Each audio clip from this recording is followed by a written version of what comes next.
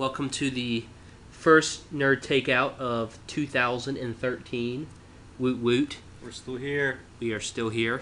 We are. John Michael will not be with us this evening.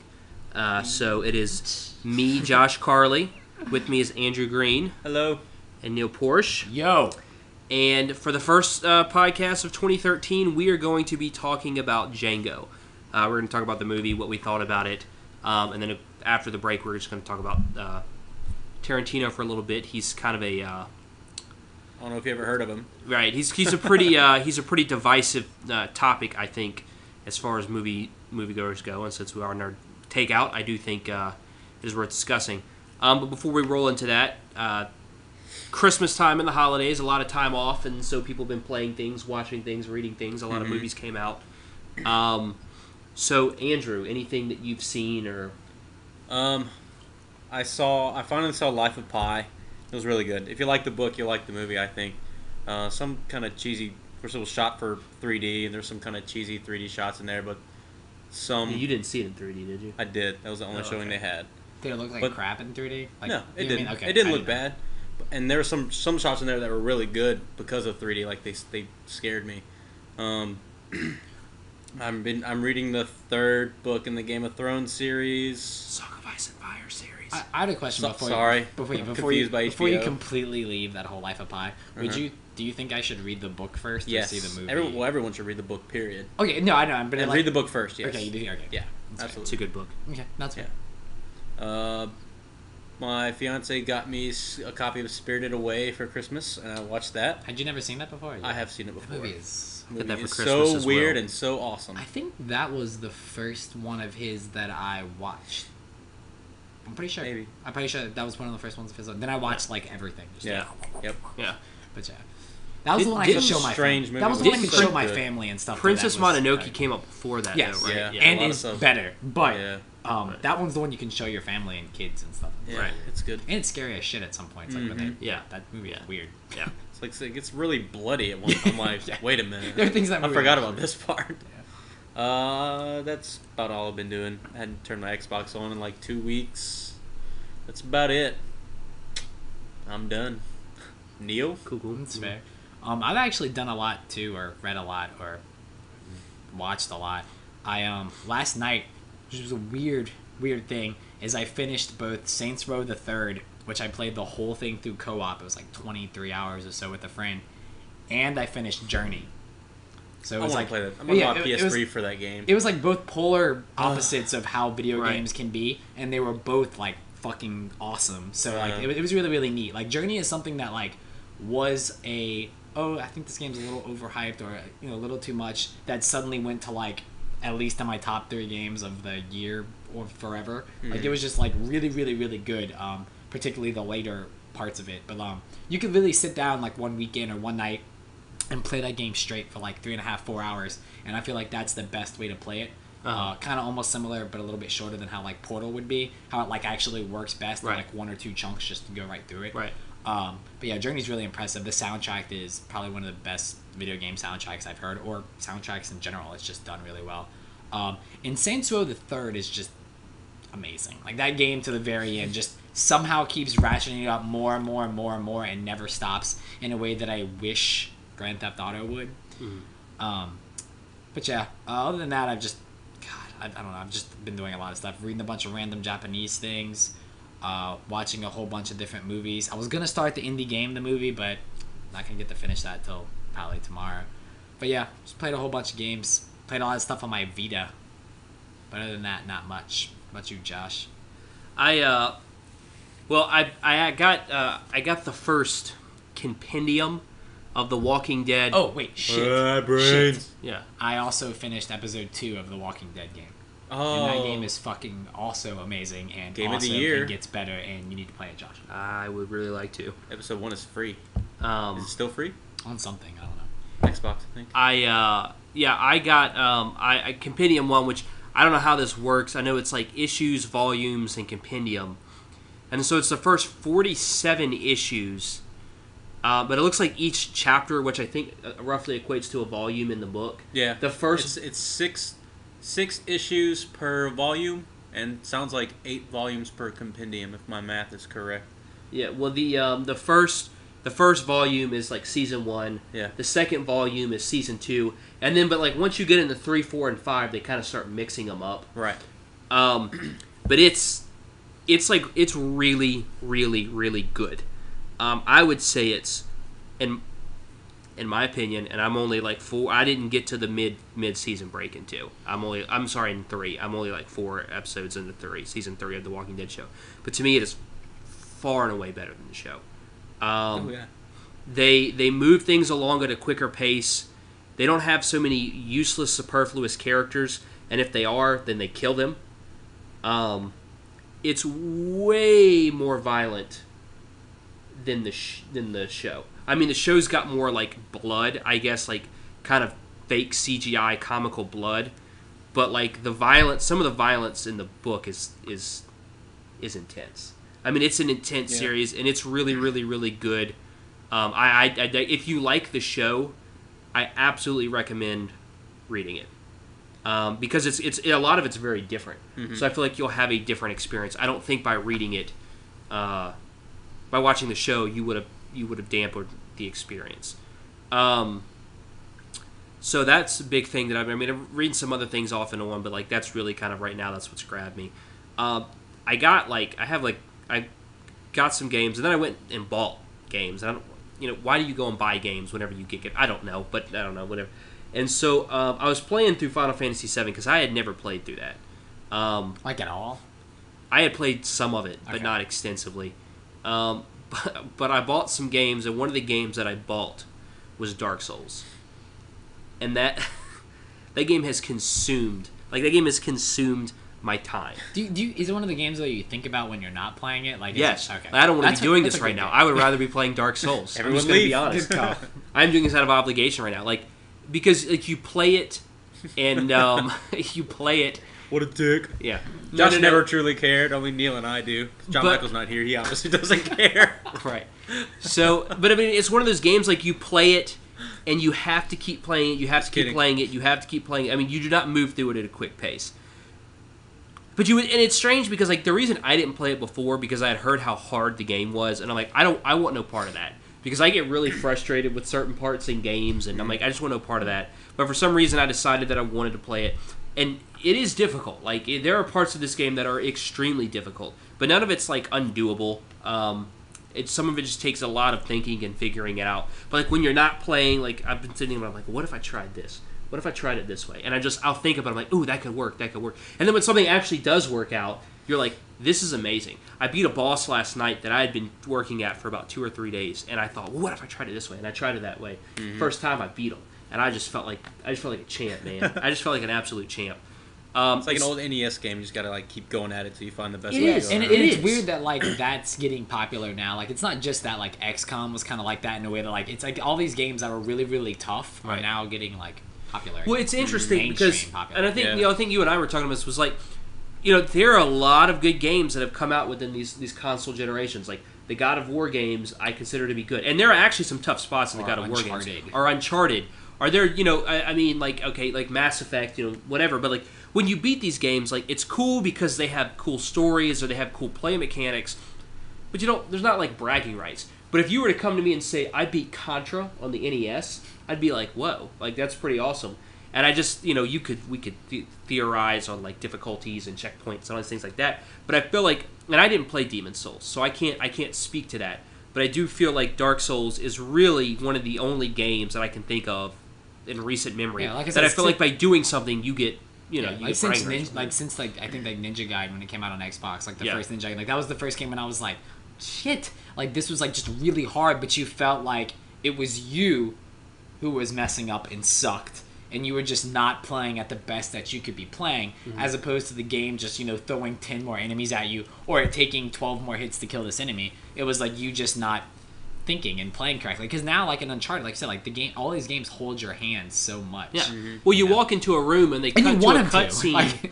They show you a cutscene and it shows you the entire path that you have to go through to get to the game. Or like Fable with the little golden line, and it's just like Dude, we're like Dark Souls. There is no world Just map. like- It doesn't or exist.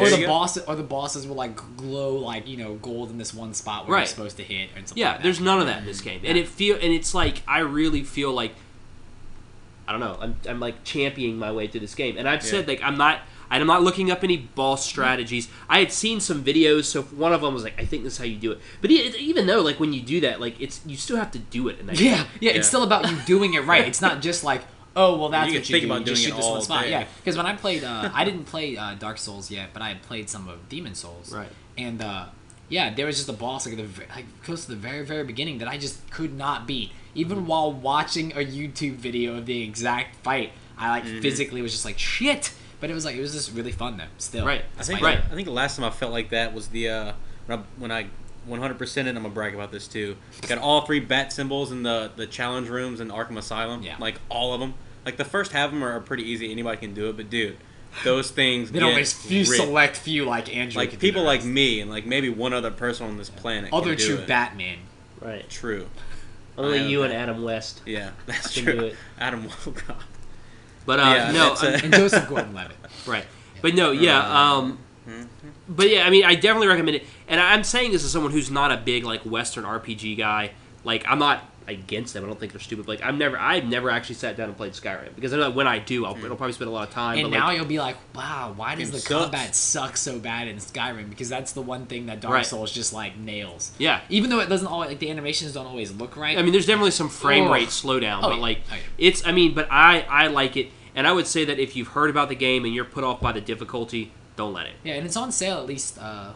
Well, it's probably still going to be like cheaper on Steam. It's on Steam too now, like it's on the PC, and they have it modded to run at 60 frames per second the whole way through, and a bunch of other things too. wow. It just looks super nice. Yeah, and if you don't do that, I mean, you can get it on a console new for like $20 now. Yeah. You can get it used. I got mine used from Gameware for like 15, 16 fuck bucks. Gameware. Hey, are they paying us? Just No. kidding, I like Gameware. Anyway, Except all for right. Steven. So, well, that's that. Did anybody have anything else they wanted to throw in there? I guess you guys can't experience this, but working at the place that I work, I'm not gonna say a name because they don't pay us either. There's been like an increase in the just speaking like the old school stuff, how games are really hard. There's like been a really huge increase this year in like old NES game sales. I don't know why. I guess it's like a positive correlation of hipsters in this world, and then the amount of NES game sales. I don't know if that's like a thing or That's not. exactly right. I'm yeah. pretty sure that's what's going on, but I don't know what's happening to the world. I like it though. That's cool. I also think that there's something you can download if you have a Mac, or I think you can download on PC now. But there's a application. It's like $1.99 called Pixel Fireplace that everyone should check out. It's like really cool. It just has a pixelated fireplace, and you start out by typing in wood, and it drops a log, and it drops a log down. Then you type in match, and then it lights it, and then it just sits there almost like a screensaver, and has like a fire sound but you can type in different things like hot dog and hot dog with Like a beer. elephant?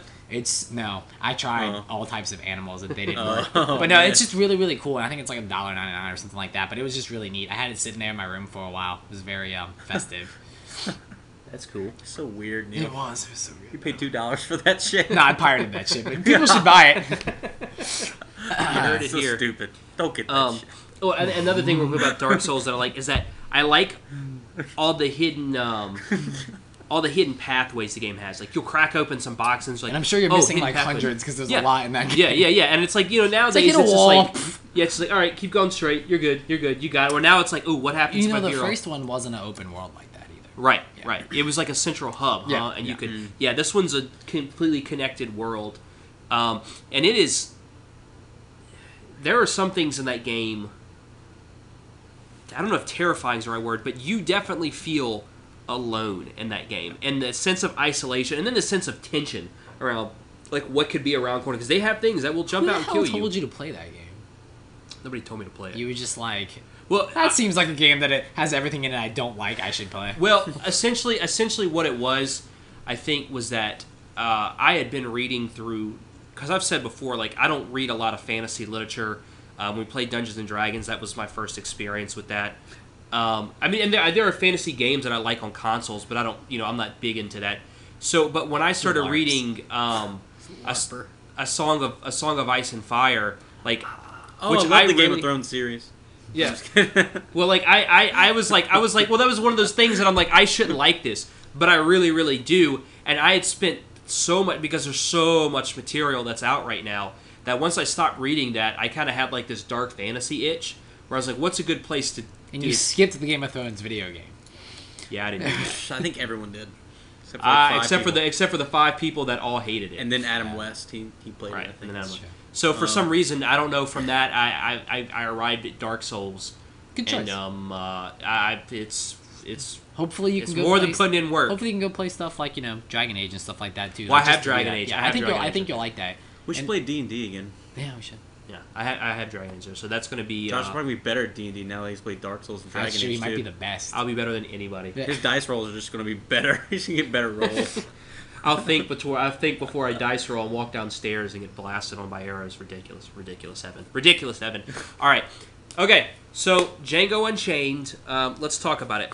So I think we had talked a lot over the course of the year about the movies in 2012 that we were looking out for, and I had stated numerous times on numerous podcasts that Django Unchained was the movie that I was looking forward to the most this year. You're also the only reason I went and saw that movie, because other than being a Quentin Tarantino movie, I don't keep up with movies as much. So. That's fine. Hey, I accept it.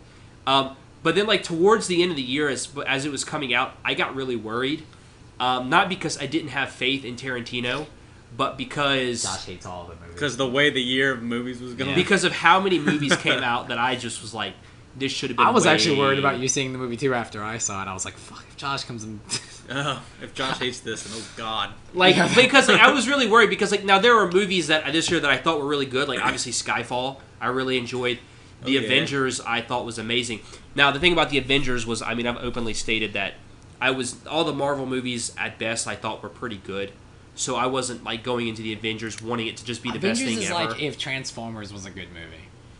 Times 10.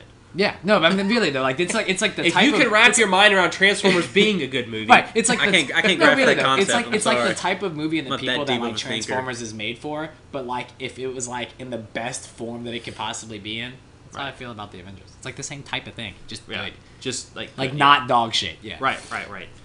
So like going into this, I was worried, and then of course all the things that I'd seen I really liked, but I can't tell you how many movies came out this year how many things I'd seen that I really liked going into it. And then the reviews came out and the reviews were good, but I'm like, no, this has happened for a lot of movies. Like The Hobbit, right? That's one of them. Well, now, the new thing now is, what is it, Zero Dark 30. And that's got, like... We're skipping that. That's got immaculate reviews. I hope we do a podcast on that. I honestly think... We're gonna have an Oscars I'm probably going to get flamed for saying this, but The Hurt Locker, and I say this including The Dark Knight Rises. I say this including. We can take this back for probably the past decade. Whatever or so. you're about to say, I agree with. Just probably the past decade or so. That is the single most overrated film that has come out in the past decade. Absolutely, Hurt Locker sucked so bad. I wouldn't say terrible. It sucked, but it was not more than okay for me. But America. It sucked for me. Continue. So America bombs. Anyway, so like I was worried. To suffice it to say, now I've seen it twice, and if you've seen it once and you enjoyed it, it's absolutely worth going back and seeing it again. Fact. Although I saw The Hobbit twice, but strangely enough, I went and saw it the day after we recorded that podcast. I went back and saw it again. What an unexpected journey.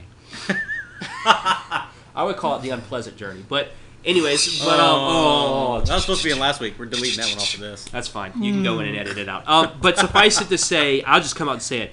I enjoyed the hell out of the movie, and I enjoyed it infinitely more. I liked it the first time. I really liked it the first time, but the second time seeing it was just like, I don't know. You catch a lot of things, and his movies have a lot of little things in them. So yeah, let's roll into it. I think to start off with, the thing that 20 minutes in, let's roll into it. Let's roll into it. Let's get started. I think one of the things that I like the most about the movie, I really like the story, because I think nowadays when you go and see a movie, honestly, you have a few things, you have some plot points here, you have them there, but as long as we surround them with some cool like explosions or effects, like it doesn't matter. Like it doesn't matter if Batman just happens to show up in Gotham City. We had some cool things here, and we're going to have a cool fight scene here, so don't worry about it. We don't need to talk about that. But in this, like, and it was interesting because it's a Tarantino film, and Tarantino, a lot of people know Tarantino for crazy, stylized violence, and there was certainly that in this movie, and that's like its own thing I want to talk about later. It's a little but bloody. this was a love story, and he wrote True Romance, which is a love story, and I guess love played an element in Kill Bill because she was angry and she wanted to get revenge. Super stretch, but yeah, sure. I think that's like a huge theme in like Western movies though too. As in the revenge element, saving right, princess. So this could have been. I mean, this could have been a very generic movie. It could have been, but it wasn't, and that's why I liked it because you have like Will Smith wasn't in it. Oh, there's that. Yeah, there is that. God, thank God. That would have been. That seriously though, like I remember when I first heard about Will Smith possibly being in it, and me just going like, that would have been the worst thing ever. But after seeing the movie, that really would have been like the worst thing possible for this movie is if Will Smith was in there. Yep. Because as much as I like Tarantino and as much as I feel like he's able to like cultivate and like get people to do exactly what he wants, that is impossible to make Will Smith not Will Smith in that. Right. That would have just been horrible. And it would have reminded me of the Wickedy Wild Wild West the whole entire time I watched that movie. And that would have drove me insane. Yeah. But I think that was my initial thought. As soon as the credits rolled, I was like, I'm glad that was not Will Smith. That's all I was thinking. Thank God. Wicked Wild there is a God. Yeah. But I definitely think like not Will Smith. I mean the fact that the film he was like, we're going to shoot a movie. I mean, the main character is a slave who's freed by a German bounty hunter. Now you could definitely argue that maybe the character was German, so he could have Waltz play it. But I think him being German played a lot into the film anyway, so it didn't necessarily bother me. But I do think that so it's like, okay, well that's an interesting element, and the fact that we're gonna shoot it like a Western, even though he doesn't refer to it as a Western because it wasn't. He refers a Western in right. He refers to it as a Southern, Southern, but it certainly has the style and the sound effects and the stuff like that. And then your main character becomes a bounty hunter, and then some of the antagonists, which were crazy, some of the absolutely crazy characters in this, and I think that all those elements made it a really, really good and epic story. Tarantino doesn't call that a Western? No, he calls it a Southern movie. It's a Southern movie. Well, it's funny though because like I was actually trying to get my dad to watch it today. I was talking to him about it, and his first response was like, but Jamie Foxx, like that was just his initial like, Jamie Foxx, like why would I? Right. And he also was just completely under the impression that this movie was just a Western, and was like, I don't want to see a cowboy movie about Jamie Foxx. Right. And I was trying to explain, you know what I mean, like because I guess if you do just see like marketing for it, right, that would kind of be what you would see. Like you would see him with his little cowboy hat, shooting people in a Western like thing. Well, that's not remotely what the movie really is, though. No. I would call it more of a Southwestern, not like a. I mean, not like ranch. I don't know. There's a lot of. I got a lot of Western. Yeah, despite the fact there was like 10 years before the Civil War, though. Yeah, the landscape shots. It was and definitely a Western-like girl. film, but it was. I mean, come on, it was like 10 years before the Civil War. War. Even the music. I mean, he used like Enrico Morricone music in it, like and from the Good, the Bad, and the Ugly. Like, I think he's just being a jackass. Where it's not. It's not actually a Western. That's what I'm saying. Yeah, you would call it a Southern. Southwestern. That's because that's not a thing. So yeah, sure. But it's interesting though that he took that kind of theme and concept and style and he based it in the South.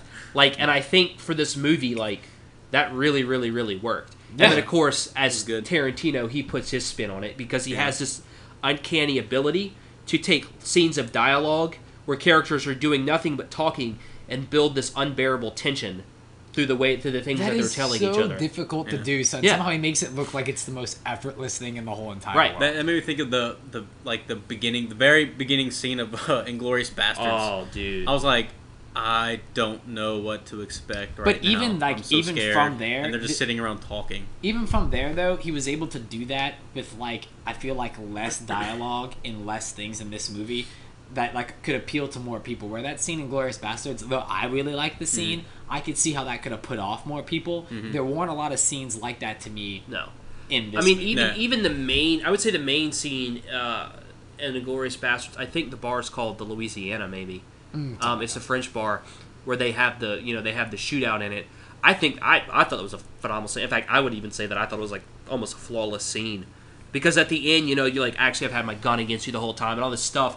But I know that scene kind of stretched on long for some people, where I feel like the main scene like that in this was the dinner table conversation where Steven interrupted, and I felt like in this movie, it seemed shorter, and it flowed. It flowed a lot, and it's probably because he took him out of the room. No, right? You know, they moved the scene around. Which isn't what we would normally do. Right? It would just be that one scene, and they would barely move the camera around while just showing him talking. Well, there's the scene in Death Proof where they're talking in the restaurant for like an hour, and they don't cut. He doesn't cut the entire time, which it goes by so fast, is kind of hard, which is for some people I know it is hard to watch, and I get that. But as a direct and as actors in that scene, that's an amazing feat. I mean, that right there is an amazing feat. But to bring it back to Django, like I mean, I just thought all those elements and then like him putting his own touch on it was just.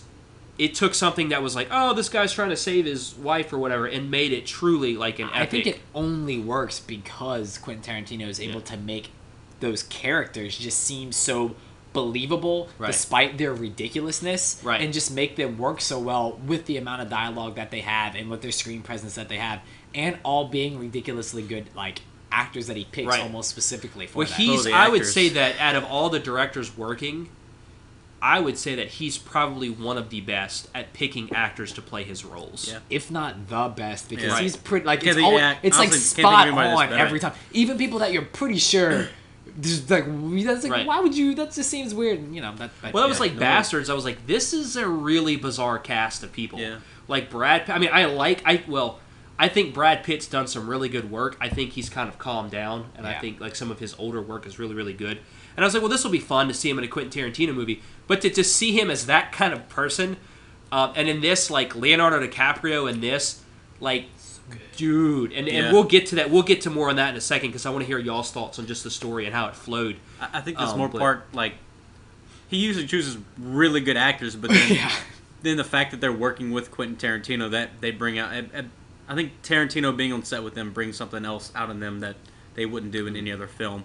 And he gives them a freedom, but still kind of like, you know, like it's obviously what he wants. Like it seems like he's, you know, very clearly, I guess, like expressing what he wants, and they're really understanding that in the way that I don't think that always happens. Yeah, which wouldn't happen with Will Smith. Right. Welcome to Earth. I mean, did you feel like? I mean, the movie was at 2 hours and 45 minutes. And I felt like... It was an hour shorter than The Hobbit is what I felt like when I was watching it. You could definitely make that argument. It actually was quicker for me the second time. But I mean, what did you think? Like, did you feel like, shit, this is long as hell? No. Well, actually, at one point I did. It was actually towards the very end, like after the house shooting scene. I think the scene whenever Quentin Tarantino came in, I was like, man, this is... And like that's when it started really. Up until that point, I felt like I was in there for like maybe an hour. But until that point, I was like, this is kind of a long movie. Like that at that point, it felt kind of long to me. That would be the one thing that was kind of a sore thumb to me, which was that we have this shootout. He rips off which was an awesome shootout, which is just an amazing with the Tupac song, with the perfect Tupac. It was a James Brown James Brown and Tupac. That was like my favorite thing to keep blaring. I think I'm thinking I'll buy that soundtrack. The soundtrack is so just good, to have that but like song. that was so and then the perfect. Rick Ross song. The way it was in that scene, the way it just kicked on like that, and you're just like. Shit, yes, just like, kill all the white people, and it was just so good.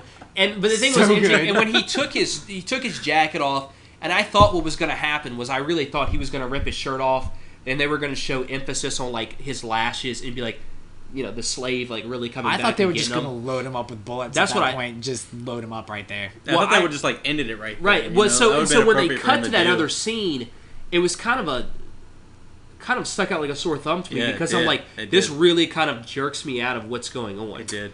It was weird to me too, actually. Like, but again, I felt like someone did say before to me that they had like a couple of those, like, oh, we're gonna end the movie, but we're really not gonna end the movie, and that's kind of why I guess it didn't affect me as much. But they definitely did do that. They were like the second time it didn't bother me as much. Now, what I think is interesting, and the part that Quentin Tarantino played, which was with that iffy accent, you mean? Joseph Gordon-Levitt was actually supposed to play that, and he had to drop out because he was directing his feature. My roommate Jessica went like all fangirl when I told her that, and she was the only thing she said that would have made it a better movie. Yeah, and his feature that's premiering at Sundance, I believe, he had to drop out so he could film directing stuff. Something. This is his first.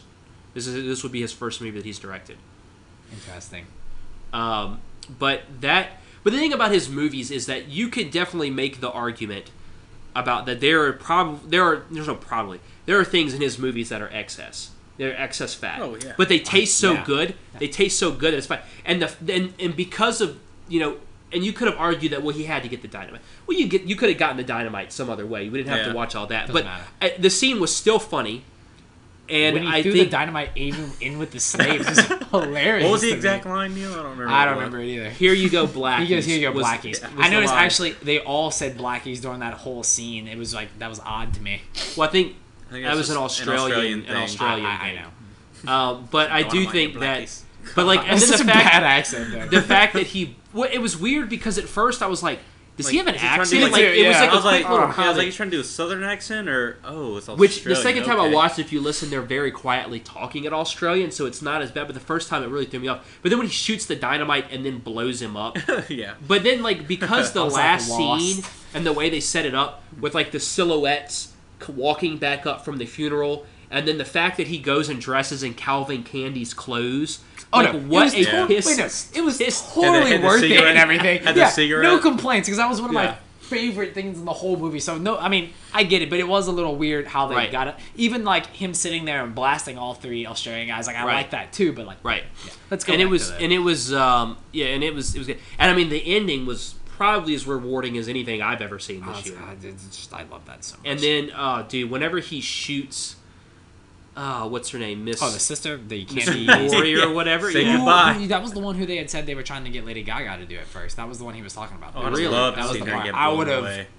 Oh, like, that would have just made the movie double perfect for me. So. And now she is in the new Machete movie. Oh, she is in that? Okay, Yeah, she is in that I know for he'd been sure. trying to get her in one of his movies, Right, and right. that was the role he had talked Well, about. she now owns. No, I'm sorry. And the telephone video. Yeah, that she had the shot, car. She She had had the, the car from Kill the Bill. pussy wagon. The pussy wagon from Kill Bill. Yeah.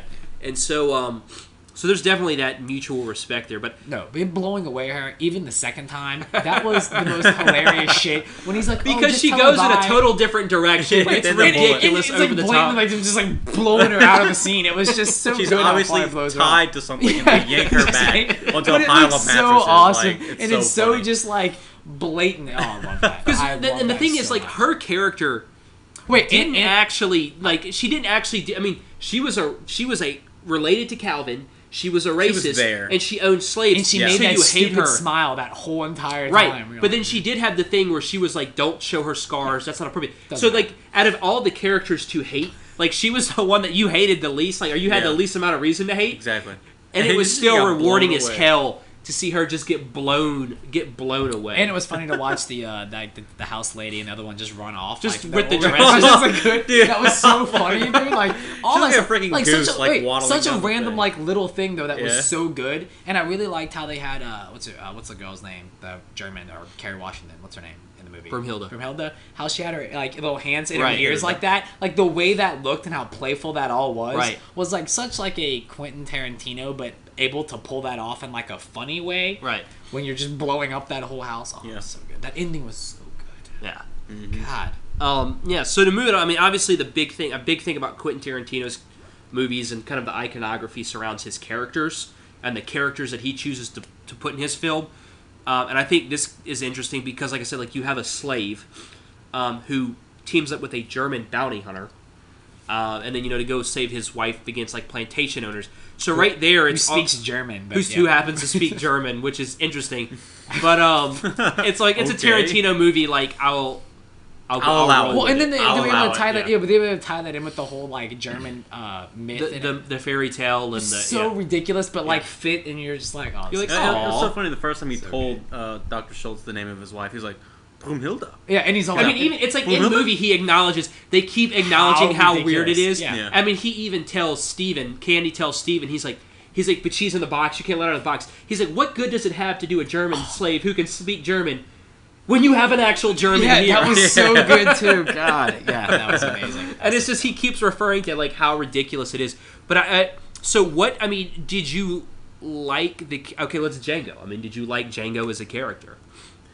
He wasn't my favorite character in the whole movie, No. but yeah, I liked him. Yeah, I He's feel probably like, my third favorite I feel like character. I'm really glad. But he was like, good. Like I almost feel like, and this is like not like a like a jab at Jamie Foxx, Right. but I'm glad that it was Jamie Foxx, because I almost feel like it was kind of like a more blank canvas type of person than Right. like I'm saying someone like Will Smith or Right. someone with a strong enough I guess like presence for me within like movies of someone I'm Right. used to seeing more in the movies I watch, where it was better for him to be someone like Jamie Foxx, but I really wasn't thinking of Jamie Foxx Right. even while I was watching the movie, and that was really cool to me, Right. that it wasn't some other big actor like Chris Tucker or any of these other people Right. that I talked about before. I don't know, I really liked how they did have him be like this illiterate Yeah. person, like especially the scene, or not being able to speak well either, when he was asking, "Are you positive?" Is that what he Right. said? Yeah. That was so funny when he said that. He's like, I don't really know He's what like, positive. what does that mean? Yeah, I'm like, are you sure? Yeah, like the way Yeah. he like, stuff like that was clever. Or like by the end when he's able to like twist Right. words and To talk watch about that transformation. Like, and they did it on scene in a way that seemed oddly believable. Right. Yeah, I don't know. I really did like I that. think the reason why he was probably my least favorite is because Christoph Waltz stole the show for me from the Yeah, very beginning correct. of the movie. And Django's character was kind of quiet. Like the first half, he was pretty much quiet the whole time. He was Well, just he kind was, of he was there like a until sponge who was absorbing. he you know. killed the Brittle brothers. Oh, The and- Brittle brothers. But I did like the scene when he comes out of the door to surprise like the way you Broomhilda. die, boy. Yeah. And or the scene when he just opens the thing and says, "It's me, baby," and that was Yeah. like Yeah. the line there. I was just, Yeah. so- Hey, little troublemaker. Yeah. And I do think, like at the like I said, like he was his character. I do think at the beginning, he, like you said, he was illiterate. He wasn't quite. I don't know what's going on. He's just. I'm going to go with the flow. And so I do think that Fox kind of, or his character took a back seat to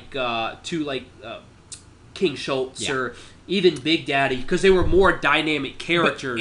And it made sense though that he stayed low like that while Schultz was like, supposed to be like, I'm in control of everything, Right. and then he's the one that ends up just completely losing control. which I Right. thought was a great, which was a great, And twist. that's why I guess it made more sense. But I also liked how Jamie Foxx wore that ridiculous blue outfit when he went. Right, I thought that was fun. hilarious. And it wasn't You get to until pick your costume. and it Okay? wasn't until they had the conversation about shooting the guy's dad in front of him that you really see that okay, he's become like he's not just sitting there absorbing. Yeah. He's like his own individual. He's got his freedom. He's ready to go. And that's another thing that I want to talk about. Like maybe going back to the story a little bit is the fact that like the character of King Schultz, and this kind of ties in, is number one, you just like him. He's a wonderful Like, character. instantly likable, You too. instantly like him, and it's because of one, how Christoph Waltz plays him, but two, because of how Likable Germans. like how likable he is, how Likable how German. he's a bounty hunter, but he was kind-hearted, and that he really felt the plight of these characters. And he These didn't like poor slavery. devils, as he called them. He did like slavery, which is important Yeah. since everyone else in the movie was like, go slavery. Yeah, right. So. But and the thing that was, and that was the thing that was interesting, is that Jamie Foxx or Django was a slave, and so he wants to get his wife back, who's a slave, and so there's multiple points where he reaches for his gun, and you're like, oh shit, But then he tells him like you have to play a role, and he says all these horrible things to the other slaves, and he feels bad. And it's Christoph Waltz is the one that he kind of has to call down, like, no, we're doing a role. And the fact that at the end of the movie, okay, not at the end of the movie, but at the end of the Candy One of the endings part of of the the movie. movie, one of the one endings of of the the three movie endings. is that Candy got the best of them. So Candy won, but they got what they wanted. Like, and you're like, okay, well, this is, my friend Chase is pointing out, is like, that scene was going perfectly. Like, as far as the things that were happening to the characters, Candy got what he wanted, they were getting away with Broomhilda, he was signing the papers, but you still knew that something was up. And then the whole thing about the guy that wrote the Three Musketeers, and then the fact that when it was all said and done, Schultz was the one who just lost it. He's like, I will not shake your hand. I can't stand to shake your And hand. I like the way they kept showing him with the girl playing Beethoven, and him like kept seeing the scene of the slave getting ripped apart By the dogs, which Yeah. in the movie was handled so well to me, and like that you felt uncomfortable watching that. and they made you, despite the ridiculous violence in the whole entire movie, somehow that scene was like really uncomfortable. Right. And it was like ruining Beethoven for him. He was associating it with Beethoven. And they kept showing it, and they kept showing it, and like they kept showing him thinking about that. So you felt him just becoming completely unnerved. Yeah. And just the way he was talking to Candy's character and stuff like that, and just like I don't know, I really did like that. Yep. And you felt that again, like that tension where you're just like, oh, this is about to go. And the thing about there you go. This is taking a southern turn. No, but I think that I was like, I hope Schultz makes it out, but if he doesn't, him and Jamie Foxx will probably have this big shootout with him, and he'll go down in a heroic tale of gunfire. Yeah, Jamie Foxx will hold him in his arms while he dies. But the fact that he just lays him out, gets blasted. Like it they obviously had him tied to something too, and they pulled him back. It completely took me off guard. Yeah, because like this is this wonderful character, probably the most lovable character, counting Django, the most lovable character in the movie, and he just gets mutilated. And then the fact that they just throw him in a shed, and then it just goes into like complete shit everywhere, like immediately, in a way that just gets you feeling like, because you were like upset that just happened to this character you liked, and then he just kills everything, but not quite everything. But that's the power of, that's why Tarantino, I think, is so good, is that happens, you're like, you shoot, okay, so he shoots Leo, which is going to happen because we've seen the gun before, and you're like, that's fantastic. Although I do kind of wish he'd gotten a more horrible death. Yeah. It's like, okay, that's fun. And then Steven's like, no! And it's funny. But then you see it happening. You see, like, oh, Django's going to shoot this guy. But then you see that where the people are standing, you're like, this is it. He's done. Because then I'm thinking, like, is Broomhilda going to get shot? Because they just shot that dude. They can easily just shoot her now. Yep. Like, and that's where it's just like, which dark, ridiculous Western story are they? Where are they going with? And they shoot him, and then your mood immediately changes. Yeah. Yep. But then he goes into shootout mode. You're like, oh, this is really bad. But it's the fact that he can that on Tupac cue, James Brown song comes on. within a matter of 3 minutes, whenever he wants to, he can just change your emotions. Just go. But I think the fact, like, and that's one of the things I liked about it, was that the fact that the fact that he died like that was like, it caught me off guard. Yeah. Because you knew something was going to happen, but I thought he was okay. He's going to shoot Leo, and then Jamie Foxx is going to grab their gun, and they're going to go. But lifts him off. And there was no like real hesitation on Jamie Foxx's part in a way that was like, he's still like his main focus was still like, Broomhilda not die, kill people. Like it was like, I don't know, I like. And there was that horrible imagery whenever Steven's like getting up and telling him to stop shooting, where you just see his dead body just on the floor, and then again when at the end, whenever he goes in and they just throw him into the corner of the shed. Yeah, threw him in a freaking barn. I'm like, dude. Come on. Yeah, that was heartbreaking. But I think Christoph Waltz played him like with the little things about twirling his mustache. That was my favorite. That was my favorite. Every time he did it, you're like, right before. It was like his first one. Like it was like right before he said some line to somebody. He was just like did the mustache thing and said his line. I was like, dude. Well, from the beginning, they did that whole thing with the sheriff in the town with that dude from Dukes of or whatever his name is. Like they had that whole scene, which I really liked. Or like his conversation with Broomhilda was like so just like him being that compassionate, like really doing it, and they were able to show. What is the way that he says, "I understand, I see now the passion that you inspire," and just what a beautiful way. And then like of course she's scared, and then he offers her water, and then he's like putting on clothes. He's pouring water for the slave comfort girl, and then like he makes the bed. Which is the opposite of what he's putting on his clothes, and he's doing all these things to disarm her. Yeah, and I just thought like, what a great character, and just to see him get mowed down like that, you're just like, man. Dude. So then, okay, so because I think this is pretty big. Let's talk about the character of Broomhilda, who wasn't in the movie for the first half of it, except in little points where Jamie Foxx is like, I see you, like little daydream, I'm coming to get you, sort of. and which I kind of liked that, despite the fact that I didn't think I was going. Like at first, I was like. Actually, in my second viewing, I kind of liked it more. But like at first, I was like, that's kind of weird. I was like, is she still really alive? What's going on here? Right. But yeah, I did actually like that. And I think she had very, very minimal dialogue. Yeah. But I think that and the way that they played her was, what I thought was interesting is that you see her very beautifully and these beautiful robes. That's why they did it. And then when you hear the story about like this princess and stuff, and so we finally get to see her, and they pull her out. Butt naked, screaming, and it's like this horrible, horrible imagery that you're just like, you just see how it shows you how horrible, like, this princess, what they refer to, metaphorically as this princess. And they've always shown her, like, just pristine and all of his memories of her. Yeah, and how it makes him feel, and then they pull her screaming out of a hot box, butt naked. And then it's like, and he had to, like, sit there with a straight face and watch that happen. With a gun on his side and just be like, I could blast all these people. He had to show that he did not care at all, and I was like, man, that's tough. And then when they brought her in, and you're just like, and how they just took that idea, that image they put in your head of this beautiful princess, and they showed that these characters just tore her to pieces, and they kept reiterating, like, the marks on her face, the lashes on her back, how they had just torn this beautiful girl to pieces, and it was just like, dude.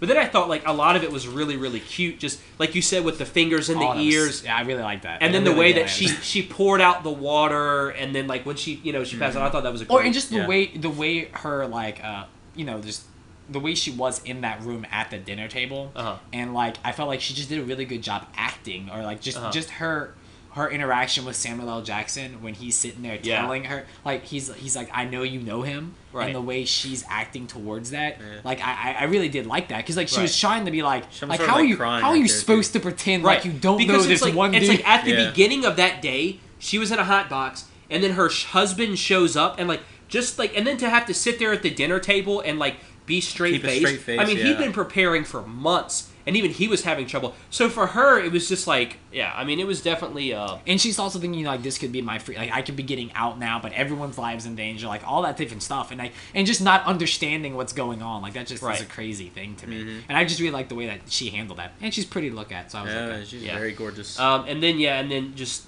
I thought her character, for being such a huge motivator, was kind of small, but I thought it was appropriate. Yeah, and I feel like their chemistry, actually, between her and Jamie Foxx, for not being able to really do much in the same scenes together sometimes, that seemed really good. Right. Like, they didn't have to go overboard with it, but it just seemed really cool. Like, again, even towards the end when she said that whole, like, little trouble, or, whatever, troublemaker stuff like that, or, like, just the way they were around each other, like that more playfulness. It was Jamie Foxx and Kerry Washington really good acting skills. had been married in Ray before. They had played, so I think it helped that they had that previous kind of chemistry.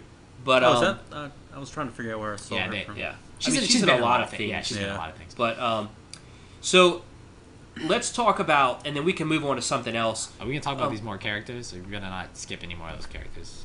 Do what? You want to talk? You're not skipping the characters, are you? No. Let's talk about. I'm gonna talk about Calvin Candy. Oh Lord, yeah. Calvin Candy is that guy that, like, you hate him because he's just evil, but at the same time, you're like, he's so fun to watch. The fact that the place was called Candyland killed me the whole entire time. Candy. Like, I just couldn't. Ugh, Candyland. No, I really did like. Oh God, yeah. And I hate Leonardo DiCaprio.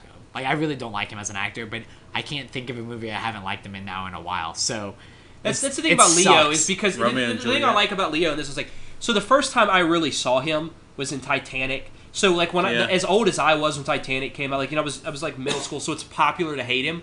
But when you go back and look at things he did before Titanic, you're like, well, he's a pretty decent actor. What was that TV show? I was talking was he in Growing Pains? What was the TV show? What was it? He wasn't in a TV show. He was on a TV show. He made some cameos. I don't remember. Yeah, he wasn't. I was talking to Chase Sims about it. He was talking about how what we all have to get over is, like, when our girlfriends liked him in the Titanic. When we were younger. We just have to get over that fact that he was just that heartthrob. And I'm like, maybe that's what it is. Or Jonathan Taylor Thomas. Or The Beach, either one, because that movie was shit. Yeah, that was not a good movie. But yeah, like, he's been amazing in pretty much everything he's been in a while now, and he's just really good. Well, it's interesting because he wasn't in anything for a while, and then he came in the same year he did Blood Diamond and The Departed, and was a completely different character than he'd ever been. And The Departed is one of my favorite performances by him. But since The Departed, he's kind of played that tortured soul whose wife has died, and so he's good at it.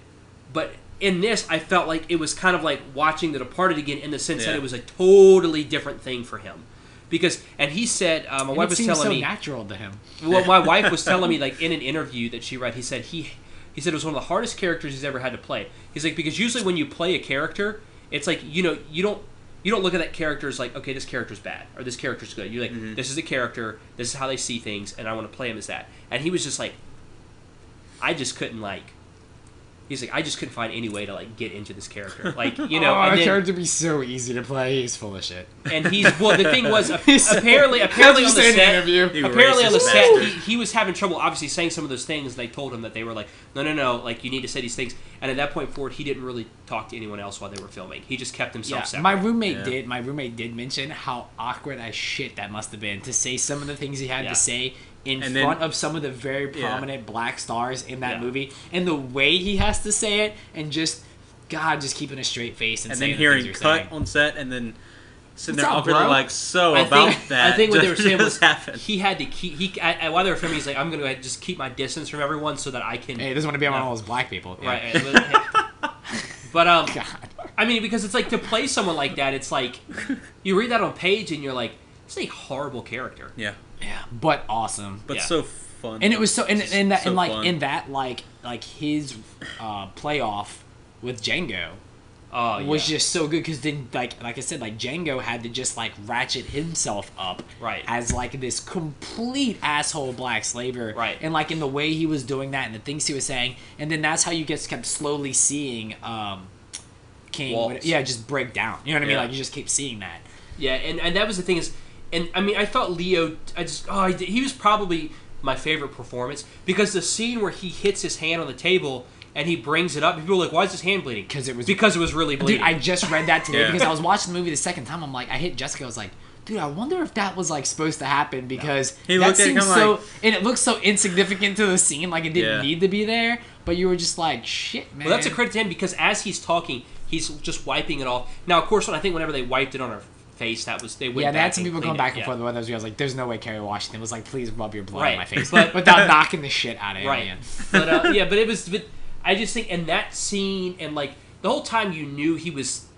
You're like, something's going to happen with this guy. That was such a Tarantino but to scene, see him with the skull out and all that shit, so like it was so like. But here's the thing about it. I think, and I didn't read the original script. The whole concept of phrenology, that was something that Leo came to him and was like, I want my character to be into phrenology. Nice. And he gave him, and Leo actually gave him some of the books, and Tarantino was like, and he's like, and I read them, and like that stuff just kind of writes itself. So, I was gonna say, you don't even have to, definitely, So I mean, and it was, he just, and then like, and it's Leo, pretty boy Leo, and like his nasty teeth. I like the way they showed it, because they never have to draw too much attention, but you just notice that shit. Like it's so, like I think that this is really one of Quentin Tarantino's, to me, like, more clever movies. Like it's just really clever. Like the whole thing, like even on the outside, how a lot of things seem really simple, as some of his movies seem complicated. Some of the things he does seem complex. This just seems really simple, but there's still like layered and layers amounts of stuff in this movie. Like, and my emotions in the movie just went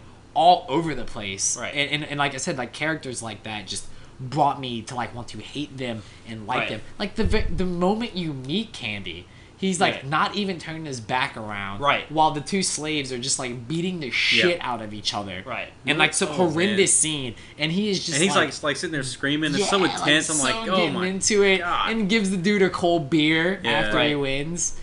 It's insane. It's there's so many things just in that room that happened, and like just the way he was, and like again his first real conversation with Django, that was just like really good. Well, and you knew right then, it's like, this is it's trouble. And so and I think the last. I mean, anybody have anything else they want to say about that? I mean, he was my favorite performance in the movie. Him and Waltz were pretty. Although again, like I really don't even like everyone. I feel like in that movie just did like an excellent job. And so the last main character I want to talk about that I feel like is worth talking about is Steven. I love the character of Steven, Sam Jackson's. Because they mentioned in the movie earlier, and this was there was a lot of things about his character. I caught more about his character the second time than any other character. The fact that they preface his character with being the most hated. I love the way they threw that around. When he's talking about the house one being the worst. I was like, and then he shows up, and at first they do this wonderful shot of him looking at them writing up the first scene, and then him slowly pulling them into focus. And I thought it was funny because he's like, I've never seen that before.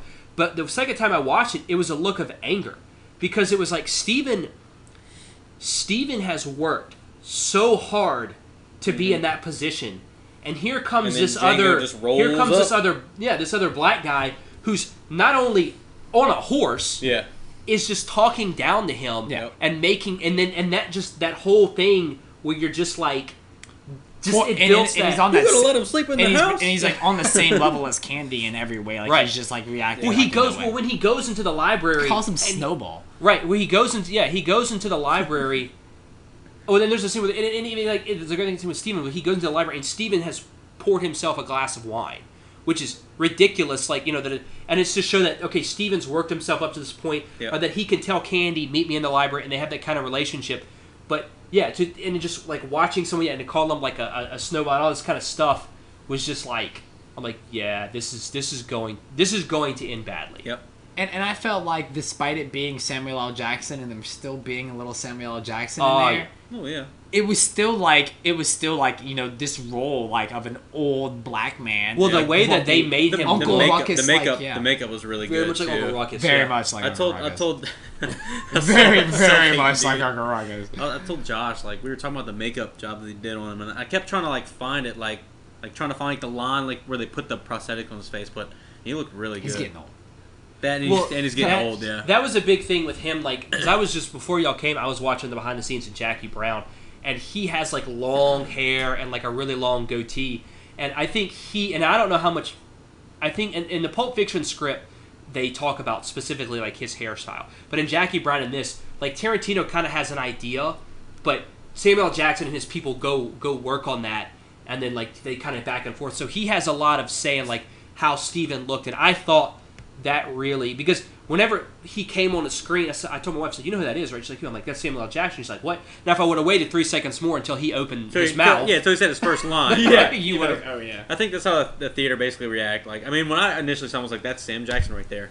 And then his first line, everybody's like, oh, that's Sam Jackson. Like, well, you can just tell from his like, voice. and like from the very beginning, you just start to like really hate him. Yeah. And then you start to like when then he becomes the he's, comic when relief, he's arguing yeah. with Candy about taking the girl out of the hot box. It's Right. just like I like the way how Candy addresses him the whole entire time. Candy he's was just okay with shit. that. Just shut up. You know what I mean? He was just Right. like you are the worst person. Like that's what you're like. It's like, shut you up, are worse Steven, than but- everyone else here. Exactly. And I just like the way they handled that a lot. Yeah. But no, Samuel L. Jackson. And by the way, the resolution to him, I just really liked that. Oh, that was whenever he says all the black people leave. Wait, first Steven, of all, when you stay here. Wait, while he's singing like that, the old rugged cross or whatever he was singing, like while he was singing that hymn coming in, you're just like, what a douche, like what a so, two-faced bastard, like, man. what a complete shit. And then like it was just so good when Jamie Foxx picks the song up. Oh. And then he's in Candy's clothes. With the cigarette. He's got the cigarette holder. It's like way to like just to add, and again like, and that's something I want to talk about. I made a little list of like the little things in this movie, and that's one of those little things. So he's just like that just brought this movie to another level. But then Burgundy was my But then color. the fact that the fact that Steven drops his cane, and the whole time he's just faking. Yep. He's faking it. He's playing the role of that house, and so like it just made you just. I like how he was like talking about how many slaves you've seen come to the door, right? And I am that one and stuff like that, and then just like kneecaps the dude like that. Yeah. It was just like shit, and then he just keeps going at it, and it was just man. That part was so funny. He was like, everybody leave. And Steven was walking out. He's like, no, Steven. This is where you belong. Stay. Well, he says white people stay, black people get out. Yeah. And he's like, no, Steven, you're where you he's belong. like, no, Steven, you stay. And I think my funny. favorite, in that movie got a lot of reactions from the audience, and I think I had good audience both times. But the first time we saw it, when Steven goes to leave and he tells him to stop, someone in the back of the theater's like, oh, Steven. Yeah. And that's I had a bunch of hell Steven. no, it was a whole bunch of Steven. Like, and it was one of those, oh, Steven, you're up to no good again, And then the scene where he's hanging upside down, Billy Crash is going to cut his nuts off, right? And Steven comes in with his scene. Yeah, Steven comes in and with his clothes, and I got kind of aggravated because I'm like, don't tell me this character's about to save Django. Oh no! And then he does it, and too. He just drives the nail in further, and he's like, bigger douche. He's like, they could have killed you, but I decided to make it worse for you. Yeah, and he kept saying, and I just kept telling him all these white folks keep coming up with ways to like screw with your balls and stuff. He's like, I just kept saying, no. We've done that before. Send him to this is this worse. place. This is worse. Yeah. But seriously, like Jamie Foxx's dick on the screen was kind of awkward for me. Oh, I think Like the fact that was that a prosthetic? That was prosthetic. No, though. it wasn't. Go read. Go read the internet. That looked weird and fake. Go read the internet. Okay, I'm just saying it looked weird and fake to me. Because someone tweeted about it and I had to go look it up to make sure that was an accurate statement, not prosthetic. Wow. It looked fake to me. Well, I feel bad for his wife because it looks like he has a fake wiener. I mean, it looked fake. Anyway, but yeah, that was well, the fact that balls look fake. Walton Goggins had to sit there and he hold grabbed it. Like, that just looked fake to me. It was weird. That had to have been a nice over dinner conversation. So let's you're gonna be grabbing my penis while we're shooting this film. Yeah. You know, let's go ahead. Do you know your lines? Yes. But that was really cool. Like weird too. Like this, like Django being in that helpless spot right there, right. while again driving home how much of a complete asshole that character was, just telling him about where he's gonna go sit him to right. break big rocks and the small rocks every day. And then of course the way that Tarantino films dialogue, where we got this tilted camera angle and then looking right at the camera, that he knows all these ways to do it. And then of course like there were a lot of little characters. Like I actually thought Don Johnson did a great job as Big Daddy. Big Daddy. I love that character. I was about to say I didn't want to skip. What a wonderful! He was awesome. That scene when the way he was dressed, when the girl was asking how to show Django around, was so perfect. When she's like, "Oh, treat him like like a white guy or something like that." Not like a white guy. No. And then you can tell even his confusion. And I like the way that Quentin Tarantino was playing with that whole thing of like. Yeah, what are you supposed to do? And then whenever that whole scene where he's explaining to him, and he grabs his thing, and just you see how angry he is, and I'm just like, he's doing a great job playing this character. Yeah, a phenomenal job playing this character. And then of course the KKK scene, which was my favorite scene of the movie. Everyone says that. I didn't really understand why that's everyone's favorite scene. I just thought it was so funny. It was probably too funny for you. That might actually be overly funny for you. Like you know that he was almost cut the scene, right? He had actually talked about fit. It was weird. Well, that's the thing. Like, he was saying how he didn't. He wrote the scene. He said he really liked it. He thought it was funny. He said, but he thought it was the most openly comedic scene in the movie. It's probably the most openly comedic scene he's ever done. But the fact that everyone always seemed to respond so well to it, he was like, "How do I say this? Shit." I get what you're saying though, and I don't disagree with you. I think it was. I felt like when I first saw that scene, I was like, "This isn't the scene because this is aimed at like black comedy movie." Like that's exactly what I felt. Right. Like that seems like something that would be in one of those like typical movies that are aimed at like almost like an all black audience. Like that's what that whole scene looked like. And I feel like it got the same response that it would have gotten in one of those movies of why people thought it was funny. And that's, I guess, all I was thinking about. And maybe that's why I didn't find it as funny. Just because I was more thinking about how I felt like it was there for that reason. Right. And that kind of bothered me. But I didn't hate the scene. Like, it was funny. I do get it. Like, you could certainly, like, I enjoyed it because if it was any less funny than I thought it was, I probably wouldn't have said it. Yeah. But I mean, because you have him, especially the way I did like when the guy was like, when he's like talking about his wife making him. He's like, well, fuck you guys. I'm just going to go home. Well, and I mean, you could argue the fact that Don Johnson got substantially stupider in that scene than the scene before it. Yeah, he did. But I mean, it was that and just arguing about, because I guess was this it was Jonah Hill's cameo. It was 2 years before the Civil War. So was this pre-KKK? This is way pre-KKK. Pre-KKK. Yeah, this was like making like where that would be. Like that's why they kept hinting at stuff like that. Yeah. So like I mean that to me was funny like in the bigger scope of things. But yeah, Jonah Hill's cameo. Yeah, KKK hilarious. Oh yeah, it was funny. Yeah, I mean, but that kind of showed you. I think it was probably one of those disarming things. Yeah, that he kind of did to show you, like, look, I promise you, I'm not trying to be a jerk. Was there anybody else in the movie that y'all wanted to talk about? I thought that those super cute random black maids were hot. With the one who had to like open the door and speak crappy French. The French ones. And like it was like so ridiculous how that was. And but I felt like all like the slaves in general, like some of them were actually pretty big actors and actresses that are in a lot of like like these popular movies aimed at the black audience. Right. But like I think they all did like everyone just did really well. Like no one stood out as being like, oh, well, you kind of sucked at your role, or like the guy, the slave that was the one that Jamie Foxx was. Yeah. But the one that Jamie Foxx was fussing at. And then at the end, kind of like, I thought he, like, his look of anger, and then when his eyes smiled, insane. I was like, wow, that's really, he was like... No, and again, like, that smile, the way they did that scene, like, they kept showing him through the whole movie, so it was, like, not really, like, a big part, but I like that. But I think it was a huge plot element, because he has that whole conversation with Schultz about how he's going to be the most hated person ever. black person ever because of the He's role that hated it's a so black much slaver. that even black people hate him. Right, and I think that was the point. something that they kept referring to. So I'm glad that he very, very quickly addressed that whole plot Again, point. with barely like no Right. dialogue, like no dialogue really No from dialogue that at all. character really. Yeah, Django wasn't like, I'm sorry, but he didn't have to be because the guy got what he was doing. Django never said anything nice to any slave in the whole entire movie. Nope. Ever. Nope.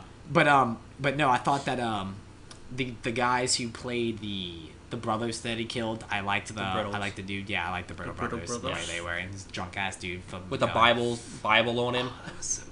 And that was also really good. And I like how the drunk guy just got whipped to death like that before he got shot. Like I just again like all the we can talk about violence here, but like that was I think all the characters really. I'm trying to think of anybody else off the top of my head that was in there, but like I said, I like the sheriffs, stuff like that. That was all good. The next thing we're talking about is like the violence, and the reason I want to talk about the violence is number one because Quentin Tarantino is such a big fan of violence. Aren't we all?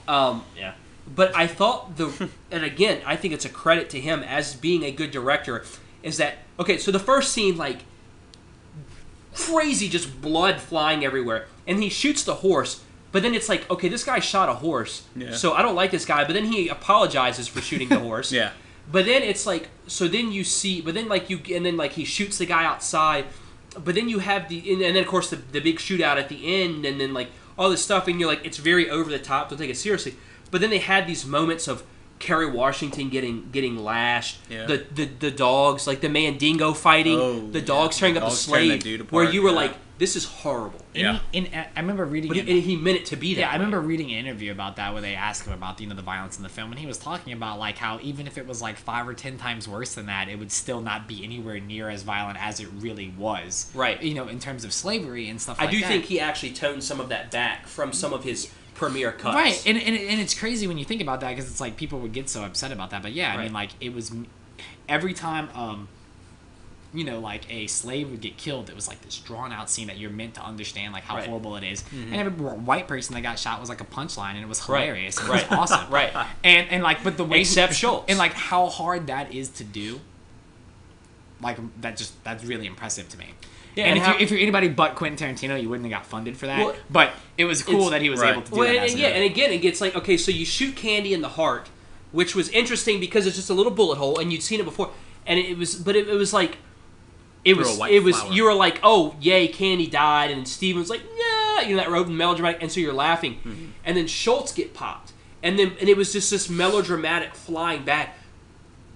But it was still really, like, it really tore you up to see it. And then, of course, it switches right over to the shootout, which is insanely over the top. And just how he can walks that line so well. And by the way, again, love the soundtrack, which we can talk about, but the sound design just in the movie in general, like every bullet shot and the way it was, but the ridiculous, like, missile drop, like, bombs that were happening was so hilarious to me, but, like didn't like distract me in the moment. Like it was so good. Like as everybody just literally they're getting shot like 5 or 7, 8, 10 times like right in front of him and just exploding. Yeah. Right. And I don't know, like I just could not get. Well, the sound, the guy that I watched an interview with like his sound recorder and then his mixers, and the guy that's on set recording the sound was talking about how Quentin Tarantino is the only director that he has ever worked with that will reshoot for audio.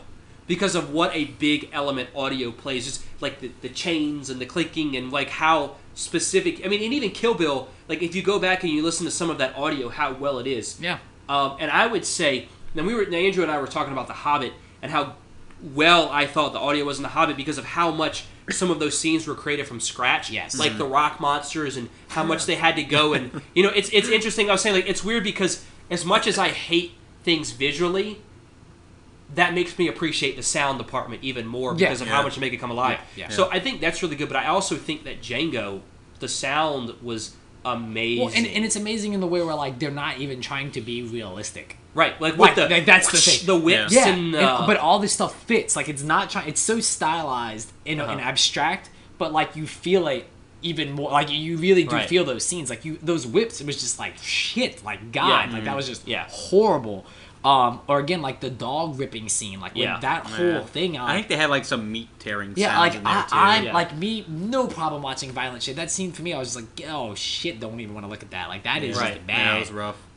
And like like just all that, or like the way like the water was sizzling when they like threw the water in the Yes. pan when she's in there. And Like you just felt like, and he made this comment about how she got 10 more days in there, and you're just like, god damn, like that is insane. Like and just like visually, like I said, it's the same way, like the way it's shot, or those things the Landscape slaves scenes. had around their neck. Those Yeah, little, in like, poking Mississippi, things in yeah. Mississippi.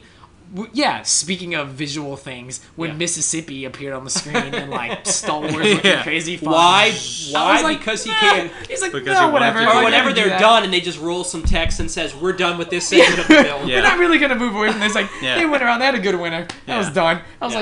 like, okay. It was like throughout that winter, Django it and was Star Schultz Wars stuff, killed yeah. a few people. No and one else gets I away was with like, that okay. crap. But like you said, like the set piece or like the big landscape scenes. Right. Yeah. With the Colors and buffaloes those are really pretty. shit. And, Yeah, the buffaloes. I like the buffalo. I was like, that's a nice touch. yeah. But I mean, like, I thought the shootout scene was good, especially because he shoots the guy, and then when you're like, this is dramatic slow mo scene, and then it's just like it cuts to like a still shot, which is kind of an interesting jarring cut because you're like, okay, and then he just jumps out of the door and just shoots him. He like and, grabs the dude's arm and like blows his elbow out and takes his gun and shoots people. I was just like, what? Speaking of like weird scenes, you know when I thought it was weirder the second time when they drag her out in the wheelbarrow and roll her off, and they do that like shutter. Do you know what I'm talking about? When they take her body out of the wheelbarrow, the movie like it moves in like stutter steps. Did you notice that? Like it does a. I noticed the second time too. It like they move. I don't know how to explain it. Like in stutters. It's a strange scene. Huh. They what was the other scene that was on? I liked when they drove into the town and everybody's staring at him. Right. I like the way they made that look when he's coming in on a horse. That reminded me of was the so movie good. Blazing Saddles. Which I haven't seen, which I heard was like the most racist thing in the It is. universe. It's so like funny. now how that movie It's would just not hilarious. be okay to be ever made. It is, but Right. again, Blazing Saddles again is one of those movies where it's racist, but it's Yeah. you. They're But, going but on it's, that line for a It's reason. like slapstick. It's comedy like approach. these people are idiots for thinking this way, Right. because it has the black sheriff. right. But I do think that, yeah, I mean, and then the shootout scene was great. I thought the sound effects were great. That shootout, the last shootout scene was so Tarantino. I was expecting the camera to go black and white for that whole shootout scene. Well, the reason I think this is true, but you never know. Like, I heard the reason that it was black and white in Kill Bill was because it was so bloody that the MPA was like, yeah, you got to do something. I don't know, with man. this. This Yeah, scene but then I was saw pretty- that, and then I saw I was gonna say, the one I in don't know, this Django. is I'm like, pretty bloody. I don't know anymore. And 'cause your that was organs pretty are damn popping But out at this everywhere. point, it's like Tarantino. He's like MPAA middle finger. Right. Seriously That's what I though, wanted to every do. Yeah. time someone got shot and their organs like busted Yeah. through them, it was like it's so When he shot and then it got all over the flour or the cotton in the field. right. Yeah. Yeah, and it was so I ridiculous. still think my favorite thing was whenever Schultz blew the horse's head off, like the head just exploded. And it was, and the thing that was funny is like It's it so wasn't funny. even like a good squib. It was like somebody was No. laying there and just threw it. My a- roommate's like, just did threw they a just bit- stick Yeah. a grenade in its mouth before they did? I was like, yeah, that's Yeah. that's the because way it does wasn't even Everyone like, was like, "Ooh, that was rough," and I was like, "That's the funniest thing." and I've seen. it wasn't even blowing from a logical direction. No, it was just, it's just- like Yeah. when he shoots the guy, and it was interesting because when he shoots the guy on the horse, it's like he shoots him. And the bullet come a whole different way. Like it wasn't even the way he Doesn't even shot. matter. And then they just cut to it, just like caking all the cotton. But yeah, and then one of the things that I want to mention, and y'all can anything that y'all want to close with, was how just a lot of the little things that he does that I don't think a lot of people realize. Like there were tons of cameos in this. Like for instance, the guy in Mandingo fighting. The guy that he was talking to at the bar the guy from Django was the guy who played Django in the original movies. So whenever he says the D is silent, you spell it like this, and he says "I know," like I think that's hilarious. Yeah. But then you have Tom Savini, who's the makeup guy for Dawn of the Dead and does the makeup for a lot of stuff. He was one of the was one of the groups with the dogs when they rode into Candyland. Yeah. The girl with the mask on her face was Zoe Bell, Uma Thurman, stunt thing, woman, and she was the one on the front of the car in Death Proof. So there was that. But then, like, there's just, again, like, it's the little things about his teeth, or the fact that when they roll into town, when he takes that first sip of beer, and I'm like, this is Django's first sip of beer, and just the way that he reacts to taking that first sip of beer, I thought was phenomenal. And then it's like, the little things about the exaggerations of sound effects, or the pop zooms that they have in like the spaghetti westerns, No, just to those are my kind of favorite. emulate Those that are so good. style. And it's just like the little things like that I feel like took this movie to just like a whole nother level that I really, really, really liked. I agree with that. I like the pop zooms. Those are like, it was just, I don't know. It was so spaghetti western to me that to the point where it was funny. Like you'll have Right. like a wide open shot of like you can see a man on a horse like 2 miles away, and then like zoom in all the way on his face, and he makes like the dumbest looking face. I don't know. That was that was probably one of my favorite things about that was the pop zooms to me. The zoom ins and the outs, and it was just overused in a good way. Same like And- samurai stuff too. That's Yep. those whole samurai movies. And Yep, they talked it about how he was. rented. Did you read that about him renting out the theater, like wherever they're filming it, somewhere in Yeah, Wyoming? yeah. How he rented it out and just brought a whole bunch of his own like Yeah. samurai and western movies Yeah. and just had people watch it. And Yeah. it's like it's stuff like that where you can see like his appreciation for the medium and like Right. for those type of stories and those types of Right. things really rub off in his stuff really well. And I think it's interesting. Again, at one of the other little things at the end. So when they're leaving, they cut to that shot of Waltz, and he's telling him like as he's shooting, like you're going to be the quickest gun in the South. And I thought that was interesting for two reasons. Number one, because it explains how the hell he can mow 5 people down. Okay, so there's that. So like it addresses that. But then it's this, you're the quickest gun in the South. And it's just taking that whole the genre. And just- Why didn't you say in the West? Just And now? just when they put the that Southwest. scene in Yeah. the movie too, I thought that was cool. Just that the was style kind of. Yeah. But one of my favorite things was, like I had said earlier, was the soundtrack. Like I Yeah. really liked the Rick Ross thing. I thought it was hilarious 100 and Black awesome. Dolphins, yeah. I know some people at work, like Chad, were like, they just took me out the movie. Like Rick Ross, I'm like, really? That was the one distracting thing in the movie that you That couldn't distracted handle you from was Rick everything. Ross. But no, like I thought I like I love the soundtrack. The Spanish track they had on Yeah. there when she's coming up, bringing the German girl up to the room, Right. and then how the soundtrack just cuts and stops when he slams the door, Yeah. and that And there was a changes, lot like, of cold cuts. yeah, there was whenever like they did 3 that. or 4 of those, and they were always like perfect when they did. But them, I too. love the Spanish song because it was a very beautiful song. But it was was also very Spanish. Yeah, it was a very kind of passionate, beautiful song, and it just because as he was talking and just being sweet, I think it added in, which I think was interesting because I think 100 Black Coffins was I think Jamie Foxx actually went to him and Yeah. says, I Can watched we that. put this in your movie? And He went said, to Rick Ross. Yeah, He went to Rick What Ross is and it? was Let me talking to hear him about doing something because Rick Ross hadn't read the script yet. It was Right. just like, like do something. And Right. I really did like that. And like I said, like all those tracks, especially the James Brown Tupac remix. Tupac, Oh, which it is was when so they kick good. it in. So That was perfect. so Well, good. it's interesting because even in Bastards, he uses like David Bowie and stuff, and he said he's like, I don't care what time period the song take place in. He's like, Oh, dude, if it fits the scene, it fits the scene, Dude, and you the can. David Bowie song in Bastards is so and effing good, man. It's so good. Yeah, it was great, and again, it's one of those things where it's like you can say a lot of things about Tarantino, Yeah. even if you don't like the movie, you can't argue against the soundtrack. You just simply can't do He it. makes good sound. And what's crazy to me is from the very beginning, I was thinking that when the goddamn Django song It was plays so good. at the beginning of the movie, you're just Yeah. like, God, they have like the gosh. slaves marching and stuff, and the Django song comes on, you're just like, and they had that song about Candy too, like the other like slow Yeah. theme like that. And then Yep. Schultz had his own theme. like it was just so perfect, and like it's crazy because he's getting. I mean, how old is that dude now? Waltz. No, how old is Tarantino? He's like 50s, early 50s. To I be think. such in touch with just like this He's getting fat. youthful type, I don't know, like just not just the Yeah. soundtrack, but everything just being so. I don't know. It just feels so fresh every time, which is crazy. Yeah. Crazy. That's all I have. I mean, I thought it was a phenomenal movie. Definitely one of the better movies I've seen this year. There's still a lot that I haven't seen, but this is Well, I'll throw that One out of there. the- That's my favorite movie I saw this year. Yeah, Don't I- care. That I liked it more than the only one that in my mind, looking back, I was tossing it with what was a better movie. No, I think it's the best movie. I was trying to figure out whether I enjoyed Skyfall more originally when I had saw it, because I really did like Skyfall. Yeah. Right. I guess it's because my expectations for Skyfall were a lot lower. But in the end, I feel like Django is just the type of movie I like. Right. Because like I said, I like Avengers. I liked The Dark Knight Rises. I liked a bunch of these movies. I was disappointed in a bunch of these movies too. Right. But I feel like Django just again exceeded my expectations of like from Quentin Tarantino in general, and just like again, it was a western. It was all these things I'm not completely interested in, and just love the whole entire thing. Yeah, I would definitely have to say again, like there's a lot of movies I haven't seen, but as it sits right now, this is the best movie I've seen this year. Nope. Not answering the question. But I haven't given it much thought. I really haven't. I mean, but did you I overall? love this Scuffle. okay, I'm not saying is it the favorite movie of the year. I'm saying, but I haven't overall, you decided really yet. enjoyed them. I mean, how much? Oh, was this- absolutely. Yeah, Okay. it was fantastic.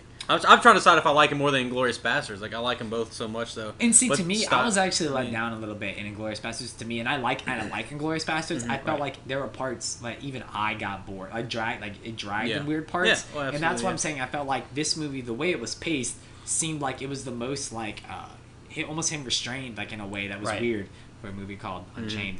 That he was able to just like do that, and I don't know. I mean, it seemed like a movie that I could recommend to other people to watch, Right. even if they didn't like certain other Quentin Tarantino movies. Well, I told you we were talking to that lady coming out, and she said that. I mean, she said that she didn't. I told her what other. She was asking me what else he directed, and when I told her, she was like, "Oh, I thought you were gonna say something cool like Transformers and Twilight," which right there was like enough for me to like, okay, I'm not having this conversation with you I anymore. was over here. But the and I was fact like, that she I'm not enjoyed listening. But the the fact movie. that she said, "Well, I Yeah. did like Django," and I guess I'm a fan now. Yeah, I told my friends on the that Japanese blog about it, and that's not coming out in Japan till March. Wow. And some of them are asking like they didn't know who Quentin Tarantino was, and the couple people who did were just like, "Oh, that's that guy who did Kill Bill." You know, that was Yeah, the one thing. yeah. And I still feel like if you don't know that Pulp Fiction was him, that's really the only other movie I feel like most like right. people, Right. the masses are Right. gonna realize that he does Yeah. is Right. Kill Bill, Yeah, I agree. which with I that. love. So. Good movie.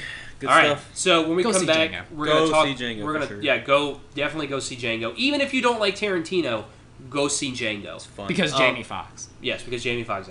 But when we come back, we're gonna talk a little bit more just about Tarantino and some of his movies, and just discuss it for a little bit. So you will hear it after the break. And I will strike down upon thee with great vengeance and furious anger those who attempt to poison and destroy my brothers. And you will know my name is the Lord when I lay my vengeance upon thee. All right, everyone, we are back. Just got done talking about Django and how much we all really liked it. Obviously, I don't know why I do that because obviously they know that because they've listened to this part of the. Well, what if they, If they took a- made what it if this they far. also took a break and forgot? Yes, That's like we should remind them they're listening to Nerd Takeout. there's so much awesomeness. I seriously that doubt comes they into made the it this first- far. I don't think they have. There's too much gloating over this movie. Yeah. No controversy. Why are they all agreeing? Why is Josh not being a douche? Before we shut it out, definitely want to talk a little bit about Tarantino. A lot of people, I guess it's upsetting to me. Don't know who he is? Like a lot of people don't know who he is. But amongst the people that do know who he is, it's kind of a divisive thing. Like some people like him, some people love him, and some people think he's a hack, which is silly. But I think for me, it's You interesting. mean wrong? Yeah, I mean, I don't want to use the word wrong when referring to someone's opinion because it's an opinion, but But their They're opinions wrong. can be wrong. Like if they're like Transformers is a really good movie. yeah, that's wrong. Wrong. Wrong. That's an incorrect opinion. No. Yeah. But I think for me, I enjoy. I mean, Tarantino is definitely my favorite. He's my favorite, just because he was growing up, I knew who Steven Spielberg was. I knew who George Lucas was. You just know they were household names. But Tarantino was the first director that I ever got into his movies. Like, I want to watch more of this guy's stuff. As a director, I want to see what else he's done. And he was like my first. And I think since then, that was. I got into him before the first Kill Bill came out. And so, since then, since the first Kill Bill came out, I've been seeing them consistently as they were in theaters. But yeah, I mean, a lot of people, and then it's interesting because when you say a lot of movies, people are like, oh, I don't know, I didn't really like Kill Bill. It's like, all right, but he's done other movies too, which I like Kill Bill. I love Kill And Bill. screw you for not liking Kill Bill. Yeah. Though, which I'm sure we're talking about this right now, but it's like I get why people don't like Quentin Tarantino. Actually, Right, I right. do get the things that he does. I just happen to really enjoy, Right, and are right. almost like It's over the the top exact, bullshit. Yeah. like the exact things where it's like a bullet point of what Neil likes. Right. All the things that he makes. Right. So it's like I get it, but I mean I can see why people don't like it. Right, and then his movies. I mean, because if you ever read a book or take a class or whatever, No one reads books. on screenwriting, and these true. are the things that you need to do within your scripts. These are the as far as balancing dialogue and what moves things forward. No, throws it out the window. Just and like I mean, his movies still function within a 3-act structure, but I mean, Pulp Fiction takes that and like it's still there. Like it still tells a story in that progression. He just moves it around. Yeah. And I mean, since he somehow did that, makes it work. Yes. And I mean, since he did that, obviously, like, it's interesting for me to think because in '94 was a great year for movies. Pulp Fiction came out, Forrest Gump came out, Shawshank Redemption came out. A lot of movies came out in '94. I mean, Forrest Gump won the Oscar. But like, as far as movies that have had a lasting, permanent effect on how other people make movies, I think Pulp Fiction. Just in the way that people write and tell their stories and present their stories. I mean, what have you Andrew? Have you seen all of his movies? Yeah. I can't think of one that I haven't seen. Yeah, have you seen all of them? I've probably seen. You probably have to list them off. I'm pretty sure I've seen. I mean, he did Reservoir Dogs, Yeah. Pulp Fiction, Yeah. Jackie Brown, Yep. Kill Bill 1, Kill Bill 2, Inglourious Bastards. Yeah. Well, he did Grindhouse. He did Death Proof and Grindhouse. Yeah. Then Inglourious Bastards, and then Django. And he wrote some things that he didn't direct. Yeah. Yeah. I've seen one. Which ones do you like? Which one do you like the best? Oh God, man, I guess his first one, Reservoir Dogs. I really like Reservoir Dogs. I don't know, man, but God, Django's so good too, and then Glorious Bastards. I don't know, they're all so damn good. I don't know. I know Tarantino's least favorite one he's done. I know that one. What? But that one's still like one of my favorite ones he's done too. Death Proof? But it's still such a good I hadn't movie. seen Death Proof till I watched it over here when y'all did y'all's Horror Fest, and I really, really liked it, and I didn't expect to either. Right. It's weird that he's able to get away Actually, with the first time I watched Death Proof, I was like, it's interesting when you watch it because it follows. It's nothing like Planet Terror or any of the trailers, so it's a different kind of thing. But the second time I watched it, I liked it a lot more. Yeah, it's weird how misogynistic or feministic like that movie is. Like, Right. And I really liked it. So does Pulp Fiction fall into that? Because you didn't. Absolutely. Okay. All right. Yeah, absolutely. Yeah, Pulp That's Fiction's kind of like an unspoken. That's just kind of everyone's favorite. Pulp Fiction is my favorite, and then Yeah. Reservoir Dogs. Pulp Fiction's in my top 5. Reservoir Dogs is in my top 10. Yeah. What do you think it is though that makes you like his movies? Well, I think for me, it's as a when I started middle school, maybe early high school is when I was kind of like, I think I'm interested. I got really interested into his work, and so of course it was there's the violence that's there. I mean, you just know that because and he really uses the violence like everything else, like he would use color or music, like he just uses it as another aspect to tell a story. But the way that they talked to each other, was just I was like, I've never heard this. This is wonderful. I loved his character types in his movies. And then, I just like, whether it's reading books, watching movies, whatever it is, I like multiple stories. And the way that he would bring them together and tell his big story, and then the crazy things that happen in his movies that just completely throw you off guard. But then, I think what I really liked is his movies all have it's not just his movies have a definite feel to them. Yeah.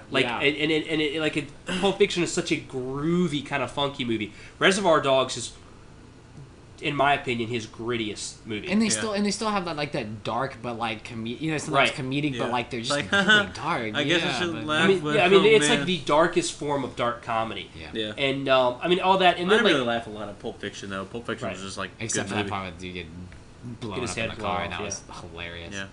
Well, then whenever he shoots Zed in the dick and starts telling Zick he's Hilarious. going to get a bunch of blowtorch, But then, I'm gonna laugh at that part. Oh, I think you're sick in the head, John. I laughed.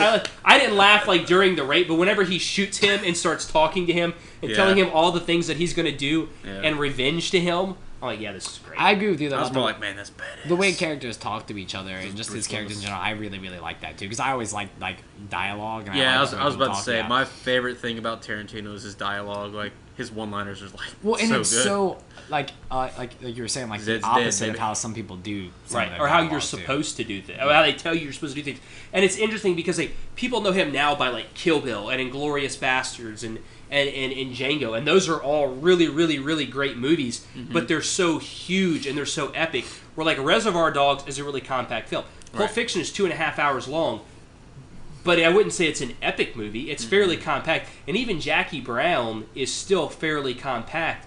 And it's just before he did these big epics, like the dialogue and the music was what he was known for. And then like watching the way that he's matured and transitioned that into these bigger things is interesting. But I think the more now that I try to understand about movies and like with the way movies are good, like his camera work, always good.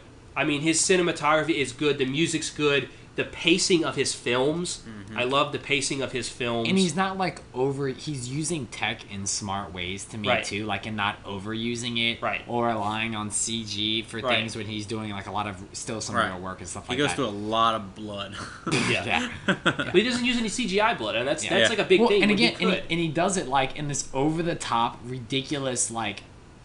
But stylistic way that I really, really like too. Right. And I guess I feel like I can tell that he also has like these like Asian cinema things that he likes. Like I can tell some of the things that he's grabbing from other places that I feel like some other people just don't grab from, and he's obviously using. They don't, and he gets a lot of flex on it. Now there's the whole Reservoir Dogs is a copy of City of Fire, and I've never seen City of Fire, so anybody says people copying. I don't, but like everybody copies everybody. I mean, except for the Hunger Games. Except for the Hunger Games, no, the most original work ever. Yeah, exactly. But it's interesting that like. He takes all these influences and the way that he puts them together in his own story. Because you can watch these things and say, he took off from that movie. When you watch a movie, it's a Tarantino movie. Yeah. It's like he puts his own thing on it.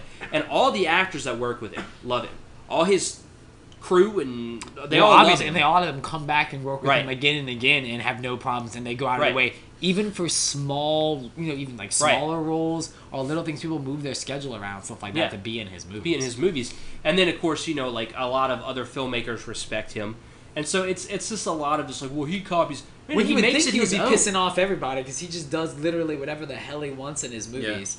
Yeah. And like just really just, I don't know. I really do like that. And like I said, like in Django, like the subject matter of just having a movie about the deal with slavery and plantations, everything, having that the backdrop for your movie isn't an easy thing, where I feel like if any black director or even most white directors trying to get funding for a movie like that would have been like impossible to do what he was trying to do. Right. People would have just blown that off. Well, it also would have been, I feel like it definitely would have been like, this wasn't, I don't feel like, I mean, you have a story and there are slaves and it's horrible and you watch it and you're like, this is disgusting, this is putrid, but the way that like he still tells that narrative story, whereas if anybody else, it would have gone off onto some whole other direction. Or white people would have saved the day, honestly, too, which would have happened in almost every other, and does happen in every other movie that talks about like slavery, or the white person realizes like, oh, yeah, I shouldn't do that, and they like change everything. When that white person gets his ass blown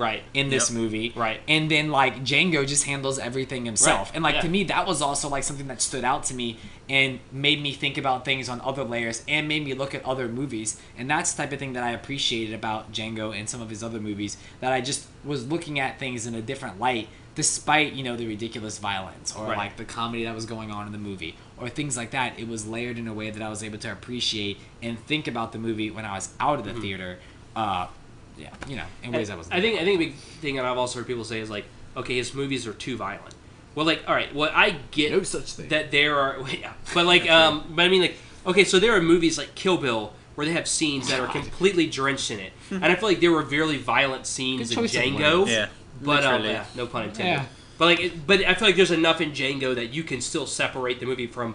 But I hate when people say like, his movies are too violent. I'm like, Pulp Fiction is violent, but there's so much stuff in that movie where people are not being shot, where there is no blood. There are more words in that movie than there are probably scenes of blood. Now Reservoir Dogs, they have the character who plays the guy who is shot. Like that is his character. Yeah. And it's, I don't think that's harder to stomach because he actually had because he got shot in the stomach. Oh, wow, that's another roll. But like the guy, but they actually had a doctor or an EMS guy on set keeping track of how much blood. Like, okay, this is the accurate amount of blood that he would have on him. If he lost any more blood, like he would be dead. So just kind of keeping that. That dude was literally laying in like a pool of it. They had to rip him off because it was so hot in there. They had to like rip him off. There's an interview with Quentin Tarantino talking about like the violence and stuff in this movie, and he talked about how like he doesn't really feel like he has to draw a line of where there's violence would be, and the only thing that bothers him with violence on film was when animals or like insects and stuff die on film, like real bugs or animals. He said that was the only thing that he feel like crossed the line. He said that used to happen a lot more. It still does happen, but he was like, that's the only thing where he feels like personally that line needs to be drawn. He said outside of that, like, no, it shouldn't matter. Like, it just shouldn't be a thing. There was one. No, I never forget when he did Kill Bill 1. There's this. I'll go find the clip and show y'all. This woman was interviewing him, and you could.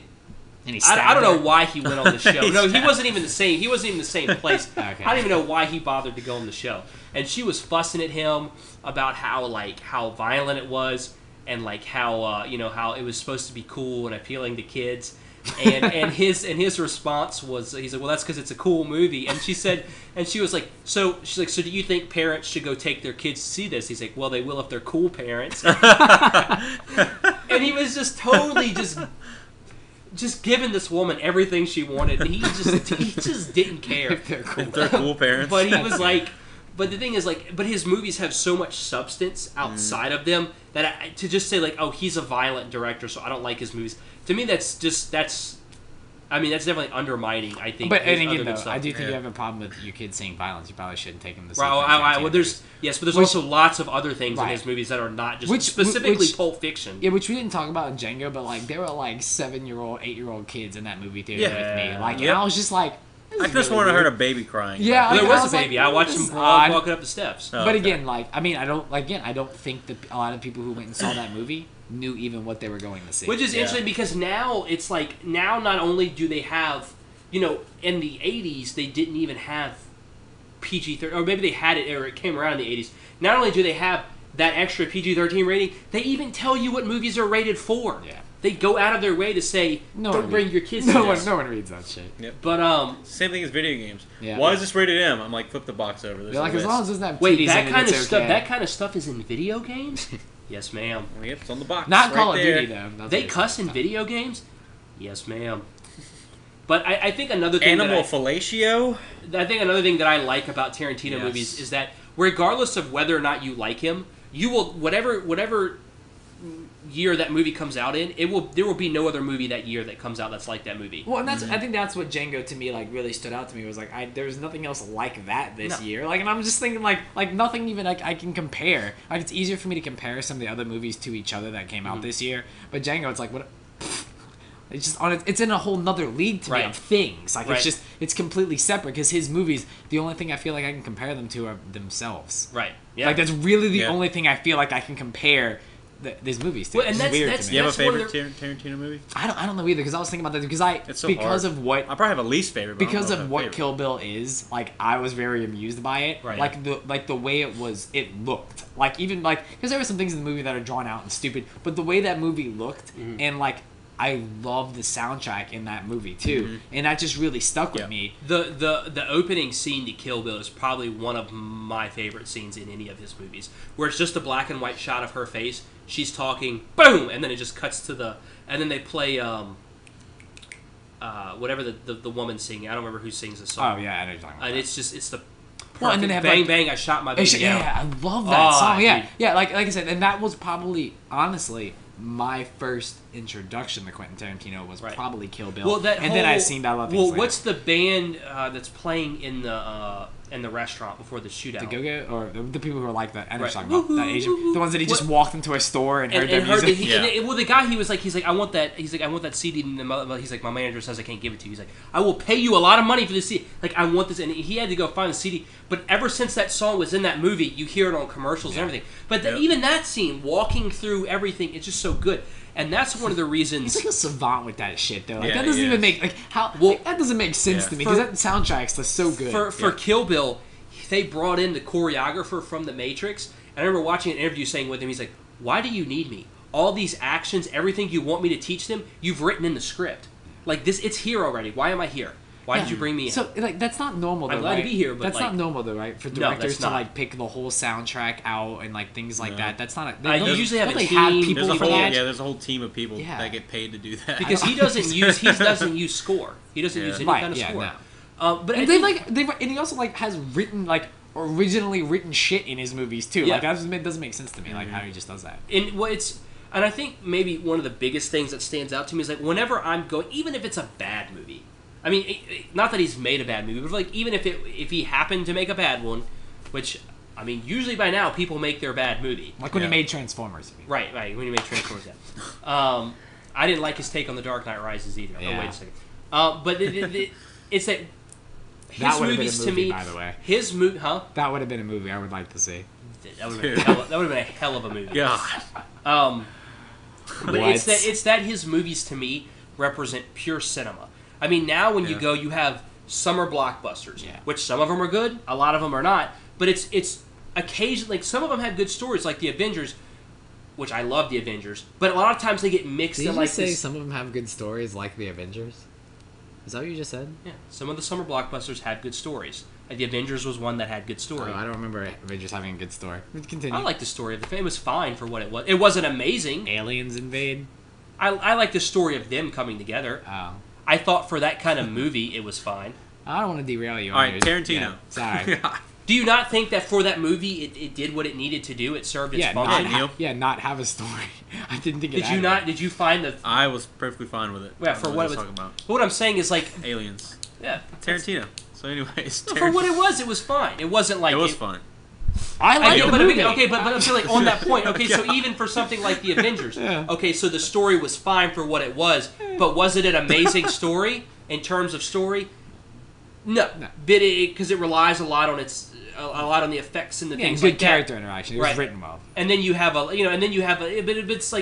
lot of the Oscar bait films, which are just like these big spectacles, Zero Dark and you're 30. like, you're just like, oh. What are the big Oscar type like films? Let's see. What is the Probably Lincoln.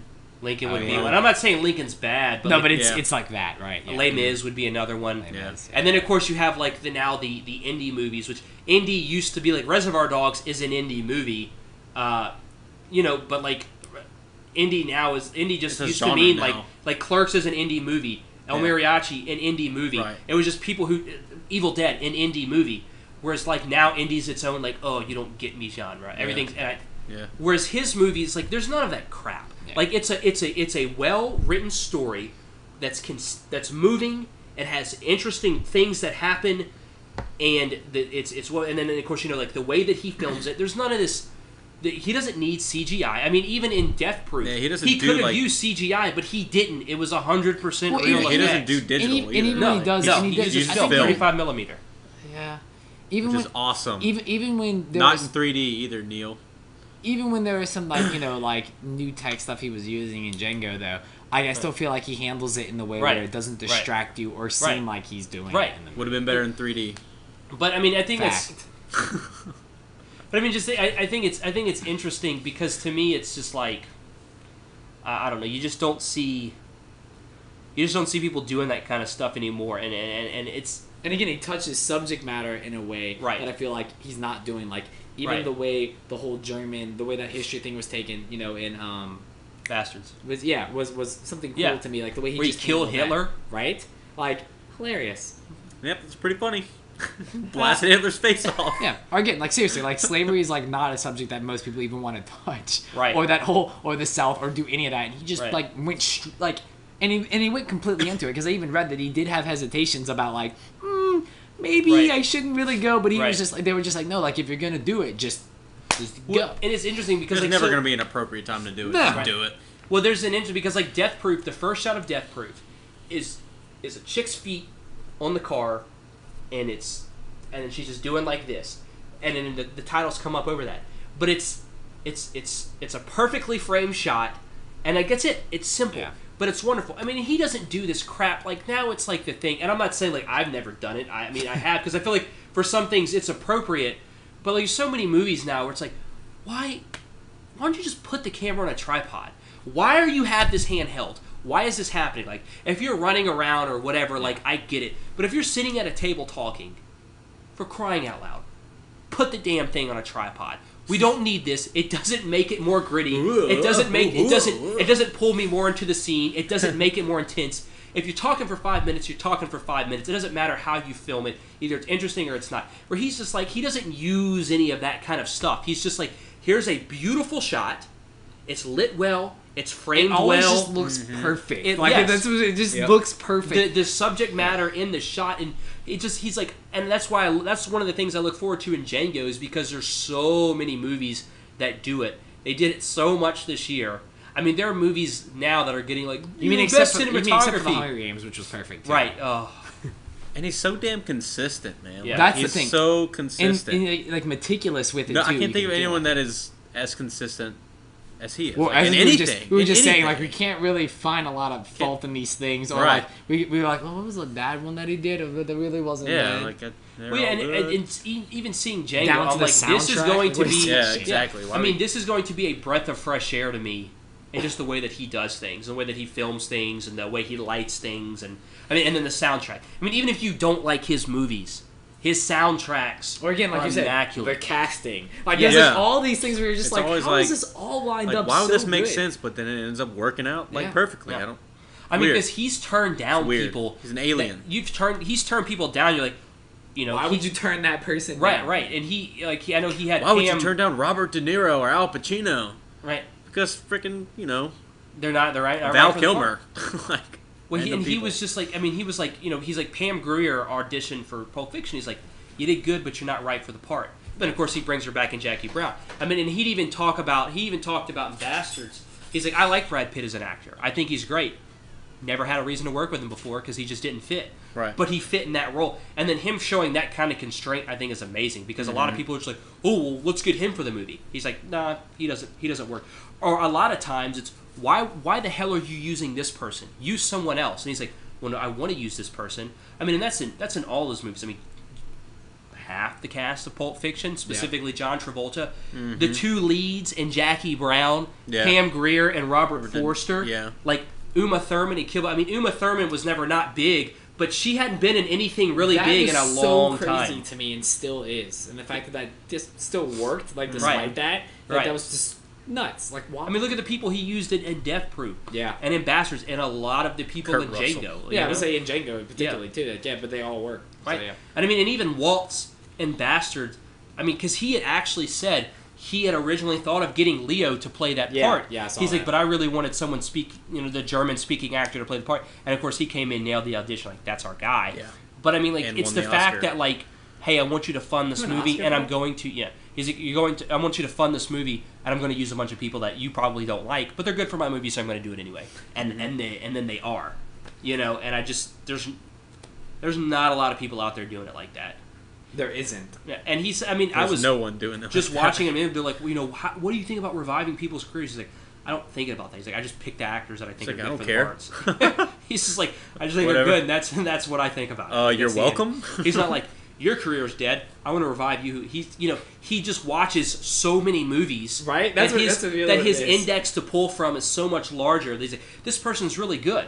Like, but that person was in this. He's like, yeah, but whatever, he was good in it. I want him to be in my movie. Yeah, and he has that, and he's at that point now where he can really just like point and pick and choose what he wants. Yeah. And I really and think they'll he's say an yes. alien. I think It's he's not a possible. human being at all. Well, I mean, the dude, and Not it's insane survive. because the dude dropped out of high school. Yeah. Okay, if you've ever seen, I mean, he can't honestly.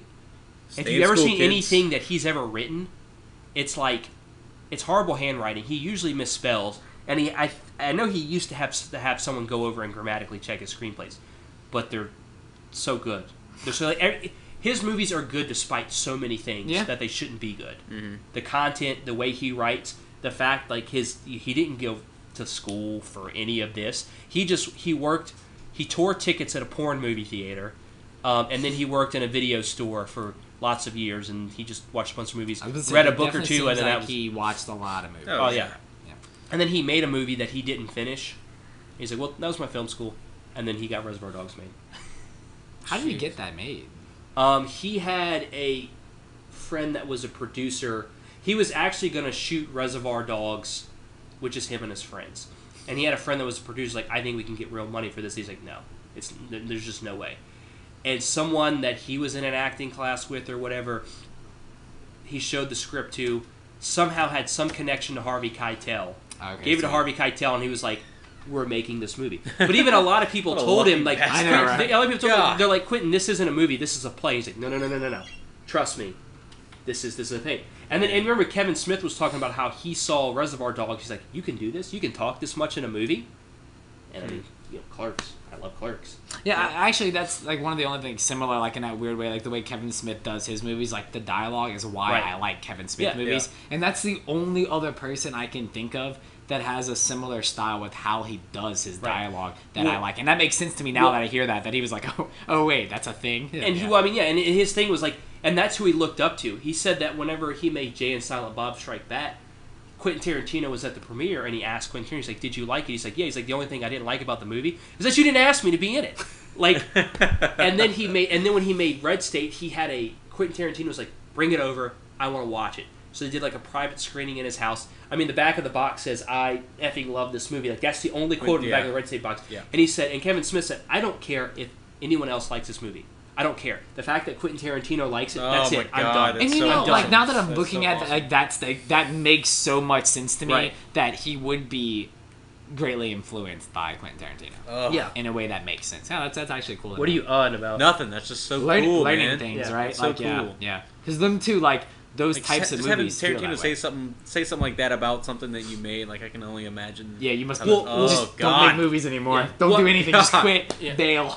Well, at the time, like Miramax, which now they've gone off into the Weinstein Company. Mm-hmm. I mean, they were the ones putting out Tarantino's movies. They're the ones putting out Kevin Smith's movies, and they were doing a lot of those kind of movies like in the '90s. Yeah. So a lot of the movies I really like, I'm like, they'll have Miramax in front of them, and of course now they've gone off into like the Weinsteins have their own thing, and that's a whole other subject. But yeah, I mean.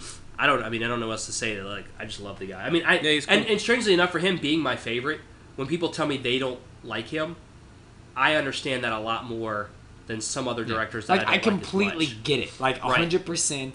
Like in a way that I wouldn't get why you wouldn't like The Dark Knight. Like if you told me that you didn't like The Dark Knight, I'm stupid. Yeah. Like I get why when they say they didn't like Inglourious Basterds or when they didn't like Kill Bill or when I totally get that. Right. I feel like it might be harder with Django for me to get it, but I still get it. Well, and now to say though that there's a difference between saying that you don't like it and him not being good. Yeah, or the movie's bad enough. Yeah, you can't say that he's not good. I mean, he's good. He's good. So yeah, obviously, love Tarantino. Yeah, he's a cool guy. Anybody have anything else they want to throw in? No, I think we're done circle jerking about Quentin Tarantino. Yeah, I think 2013 welcome, at the beginning we got a lot of the movies that I didn't get to see are coming out. A lot of the games catching up because there was, with games like we'll have stuff to talk about. Even if we're just talking about all the stuff we. I feel like in the next month or so, we're probably going to have a best of movies, and then the second half could be the best of games. And I think talking about what we were disappointed the most in would be cool too, because there's obviously a lot of things all around that I feel like we all were disappointed at some point. Mm-hmm. Not that we're negative or anything, but Well, I mean, let's be honest. I love to love things too. Just have to be Asian, but you just have to be good enough. Yeah, right. Just kidding. Kind of. Anywho, thanks guys for listening. Tell us what you thought about Django, or do you like Tarantino? Do you not? Or tell us why if you do, why if you don't, or what what movies you like of his. And then again, if you have any ideas for things you want us to podcast about, let us know, because we are always looking for things to podcast about. So again, thanks for listening. Go see Django if you have not. First of all, if you haven't seen Django, sorry we ruined the movie for you. Why were you listening to this anyway? Idiot. But by some chance, if you haven't seen Django, go see Django. Great film. See you guys. Or give me your money and I'll go see it again. Yes, that too. All right, guys.